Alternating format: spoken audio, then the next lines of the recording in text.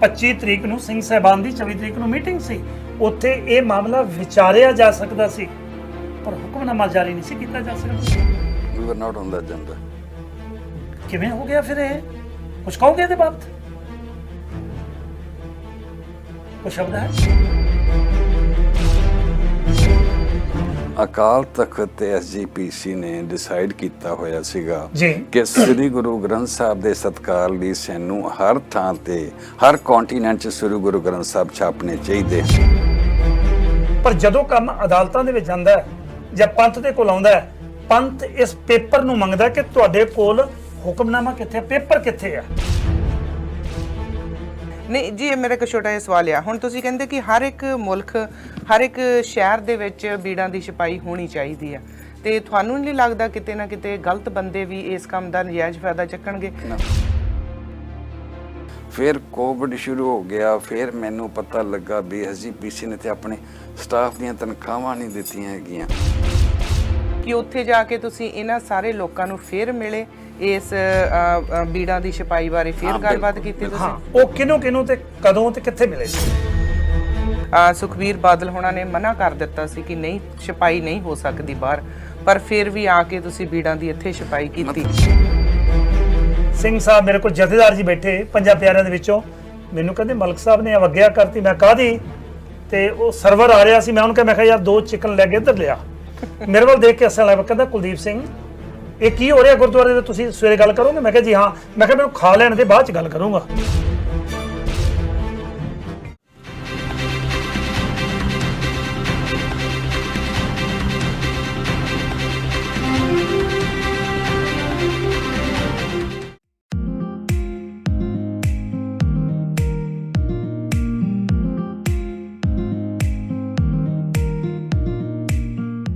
ਸਾਂਝਾ ਟੀਵੀ ਦੇਖ ਰਹੇ ਸਾਰੇ ਹੀ ਪਰਿਵਾਰਾਂ ਨੂੰ ਬਲਜਿੰਦਰ ਕੌਰ ਵੱਲੋਂ ਪਿਆਰ ਸਹਿਤ ਸਤਿ ਸ਼੍ਰੀ ਅਕਾਲ ਤੇ ਜੀ ਆਇਆਂ ਨੂੰ ਤੁਹਾਨੂੰ ਖਬਰਸਾਰ ਬਿਹਾਈਂਡ ਦੀ ਨਿਊਜ਼। ਮੇਰਾ ਸਾਥ ਦੇਣ ਲਈ ਹਮੇਸ਼ਾ ਦੀ ਤਰ੍ਹਾਂ ਸਾਡੇ ਨਾਲ ਸੀਨੀਅਰ ਜਰਨਲਿਸਟ ਕੁਲਦੀਪ ਸਿੰਘ ਜੀ ਪਹੁੰਚੇ ਨੇ। ਸੋ ਕੁਲਦੀਪ ਸਿੰਘ ਜੀ, ਸਤਿ ਸ਼੍ਰੀ ਅਕਾਲ ਜੀ।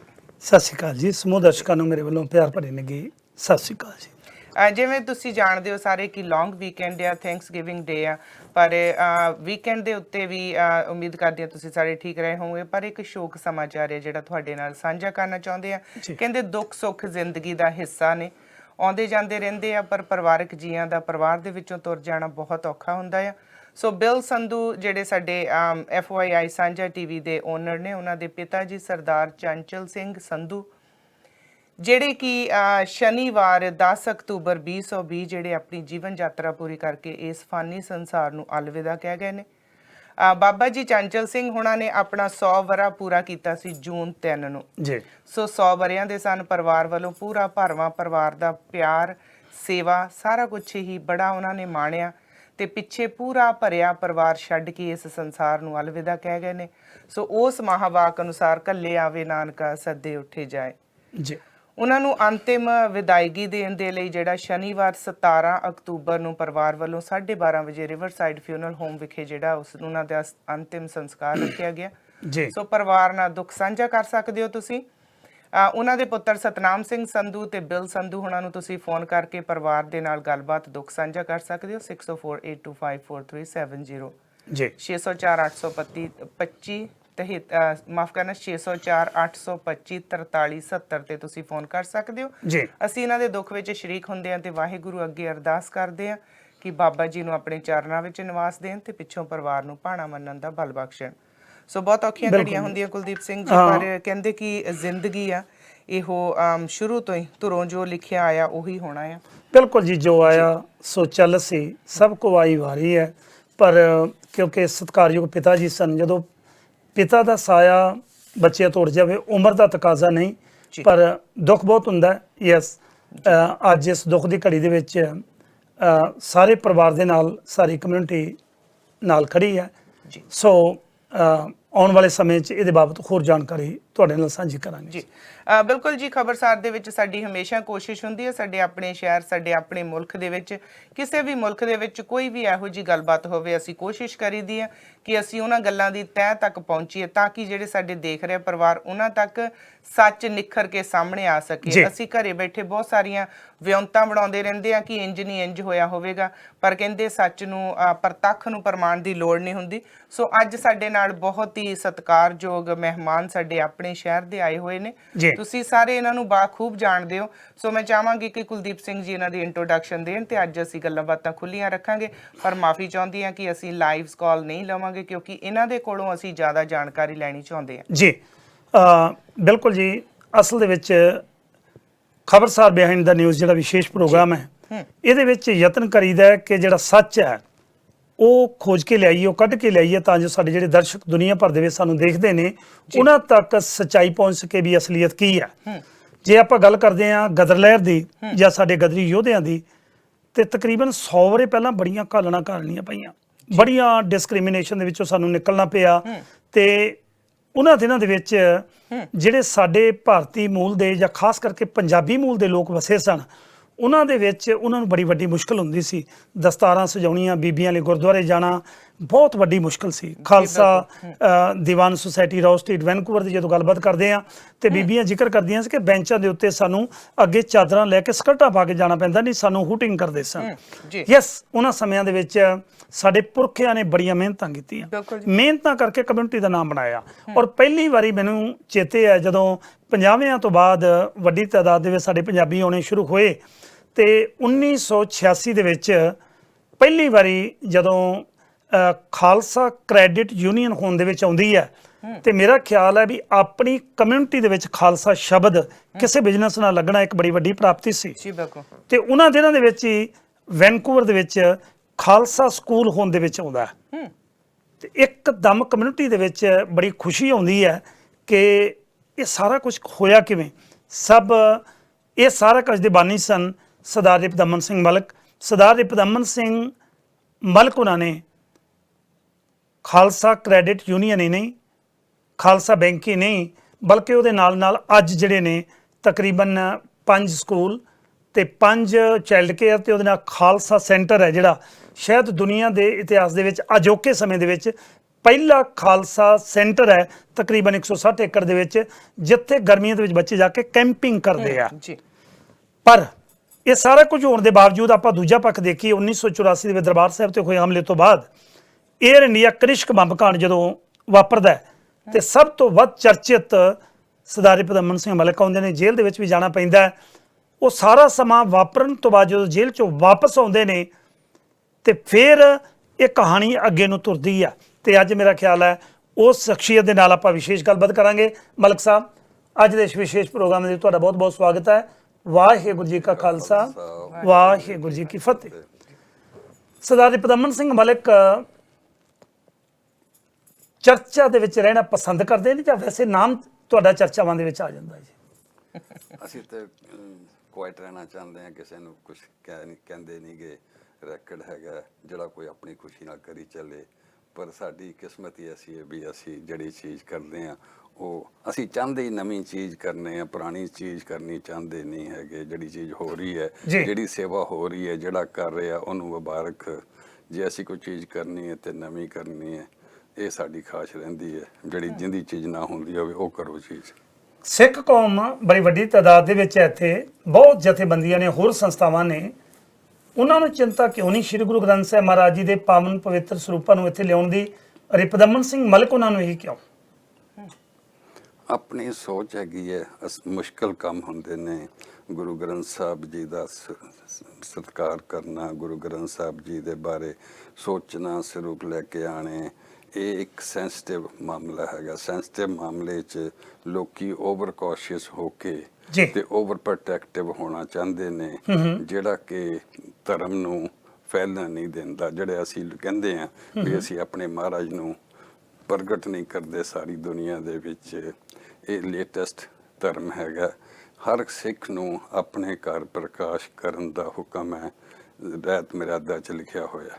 ਤੇ ਸਾਡੀ ਇਹ ਖਾਸ਼ ਹੁੰਦੀ ਹੈ ਵੀ ਜੇ ਕੋਈ ਸਿੱਖ ਸਿੱਖੀ ਵੱਲ ਵਧੇਗਾ ਤਾਂ ਹੀ, ਜੋ ਪਾਠ ਕਰੇਗਾ ਤੇ ਜੋ ਪ੍ਰਕਾਸ਼ ਕਰੇਗਾ। ਤੇ ਸੋ ਸਾਡੀ ਸੋਚਣੀ ਇਸ ਤਰ੍ਹਾਂ ਦੀ ਹੈਗੀ ਹੈ, ਗੁਰਦੁਆਰੇ ਵਾਲੇ ਹੋਰ ਤਰ੍ਹਾਂ ਸੋਚਦੇ ਨੇ, ਤੇ ਸਾਡੀ ਸਹਿਮਤੀ ਨਹੀਂ ਹੈਗੀ ਵਿਚਾਰਧਾਰਾ ਦੀ। ਤੁਸੀਂ ਕਿਹਾ ਕਿ ਗੁਰਦੁਆਰੇ ਵਾਲੇ ਹੋਰ ਸੋਚਦੇ ਨੇ, ਤੁਹਾਡੇ ਕੋਲ ਵੀ ਤਾਂ ਤਕਰੀਬਨ ਜਿਹੜਾ ਸਰੀ ਨਿਊਟਨ ਖਾਲਸਾ ਸਕੂਲ ਹੈ ਤੇ 올ਡ ਜੇਲ ਖਾਲਸਾ ਸਕੂਲ ਹੈ, ਉੱਥੇ ਵੀ ਤਾਂ ਗੁਰਦੁਆਰਾ ਸਾਹਿਬ ਬਣੇ ਹੀ ਹੋਏ ਹਨ। ਨਹੀਂ, ਸਾਡੇ ਕੋਲ ਅਸੀਂ ਐਜੂਕੇਸ਼ਨ 'ਚ ਹੈਗੇ ਹਾਂ।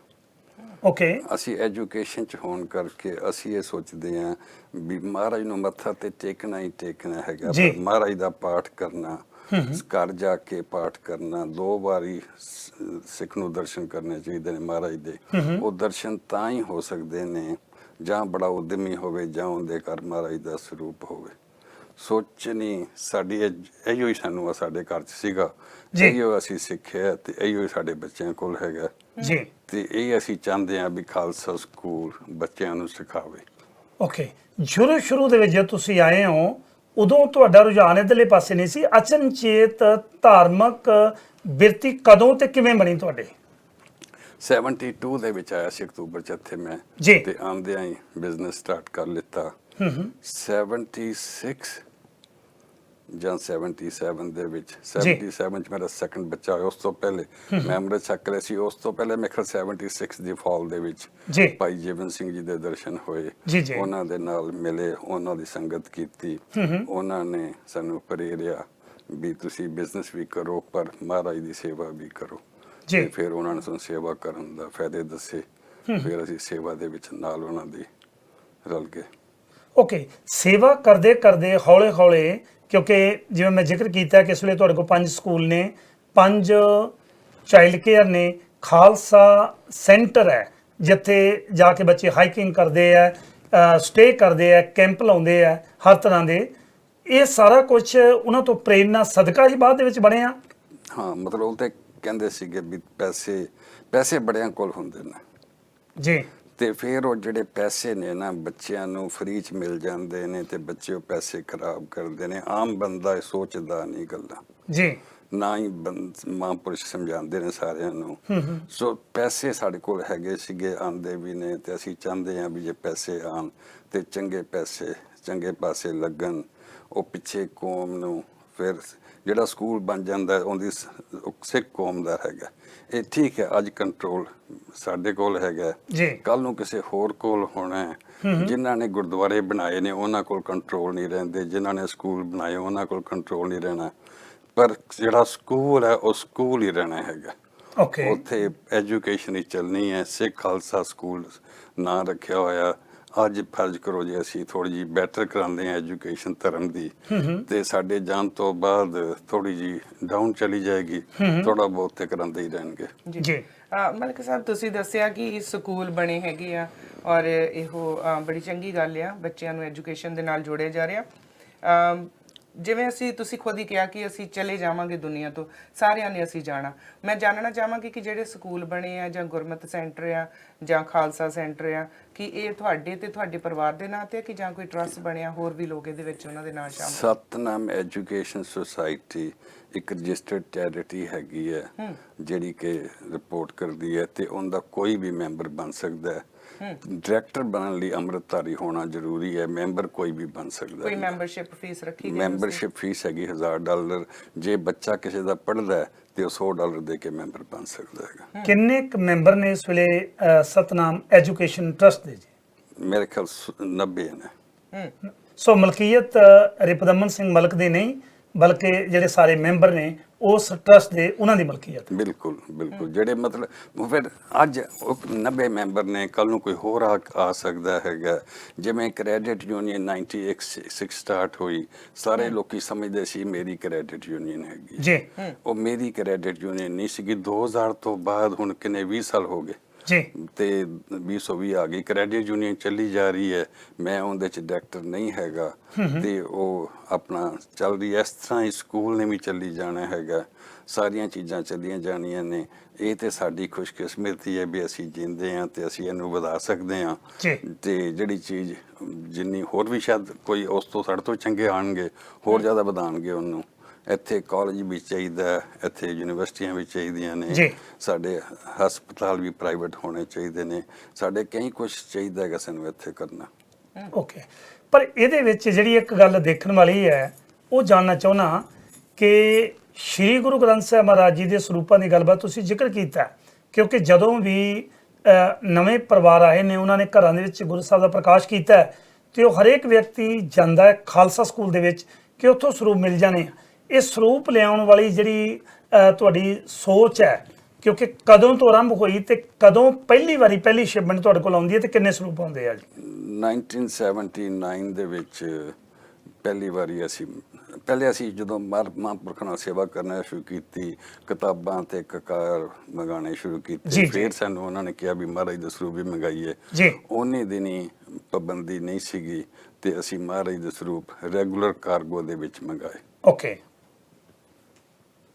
ਰੈਗੂਲਰ ਕਾਰਗੋ ਦੇ ਵਿੱਚ ਪਹਿਲੀ ਵਾਰੀ ਤੁਸੀਂ ਮੰਗਾਏ ਤੇ ਉਸ ਤੋਂ ਬਾਅਦ ਸ਼ਾਇਦ ਹੁਕਮਨਾਮਾ 1998 ਦੇ ਵਿੱਚ 1998 ਸ਼ਾਇਦ ਹੁਕਮਨਾਮਾ ਦਾ 2008 ਦੇ ਵਿੱਚ ਖਬਰੇ ਆਉਂਦਾ ਹੈ, 1998 ਚ ਆਉਂਦਾ ਹੁਕਮਨਾਮਾ, 1998 ਚ ਹੁਕਮਨਾਮਾ ਆਉਂਦਾ। ਉਸ ਤੋਂ ਬਾਅਦ ਤੁਸੀਂ ਇਸ ਤਰ੍ਹਾਂ ਕਾਰਗੋ 'ਚ ਲਿਆਉਣੇ ਬੰਦ ਕਰ ਦਿੱਤੇ, ਫਿਰ ਕੀ ਸੋਰਸ ਲੱਭਿਆ ਕਿ ਕਿਵੇਂ ਗੁਰੂ ਗ੍ਰੰਥ ਸਾਹਿਬ ਮਹਾਰਾਜ ਜੀ ਦੇ ਸਰੂਪ ਲਿਆਂਦੇ ਜਾਣ? ਇਹ ਚੇਂਜਸ ਆਉਂਦੀਆਂ ਰਹੀਆਂ। ਫਿਰ ਕੰਟੇਨਰ ਦੇ ਵਿੱਚ ਕਹਿੰਦੇ ਸੀਗੇ। ਓਕੇ, ਕੰਟੇਨਰ ਦੇ ਵਿੱਚ ਪੂਰਾ ਸਾਲਮ ਕੰਟੇਨਰ ਅਸੀਂ ਕਰ ਲਿੱਤਾ ਤੇ ਉਹਦੇ ਵਿੱਚ ਸ਼ੈਲਵਿੰਗ ਪਾ ਕੇ ਤੇ ਸੱਚਖੰਡ ਬਣਾਤਾ। ਓਕੇ, ਤੇ ਉਹਦੇ ਵਿੱਚ ਲੱਕੜ ਦੀ ਸ਼ੈਲਵਿੰਗ ਲਾਈ ਤੇ ਉੱਪਰ ਥੱਲੇ ਕਪੜਾ ਲਾ ਕੇ ਤੇ ਉਹਨਾਂ ਸ਼ੈਲਵਿੰਗ ਚ ਅਸੀਂ ਪਾਲਤਾ, ਜਿਵੇਂ ਸਾਡੇ ਉੱਥੇ ਸੱਚਖੰਡ ਬਣਿਆ ਨਾ ਖਾਲਸਾ ਸਕੂਲ, ਉਸ ਤਰ੍ਹਾਂ ਦਾ ਉੱਥੇ ਬਣਾ ਦਿੱਤਾ। ਤੇ ਉਹ ਕੰਟੇਨਰ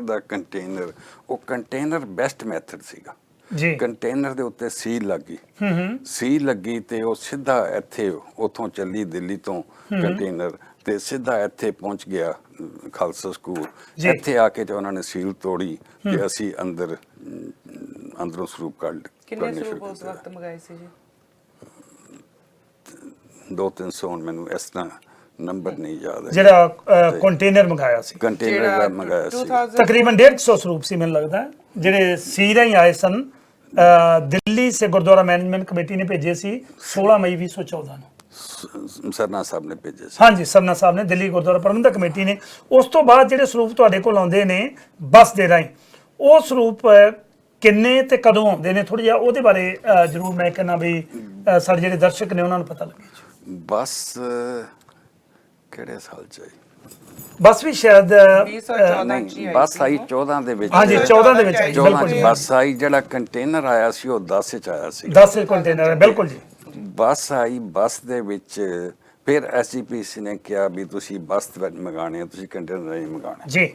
ਅਸੀਂ ਕਿਹਾ ਵੀ ਚਲੋ ਬੱਸ ਮੰਗਾ ਲੈਂਦੇ ਆ। ਬੱਸ ਨੂੰ ਕਾਫੀ ਟਾਈਮ ਲੱਗਦਾ ਜੀ।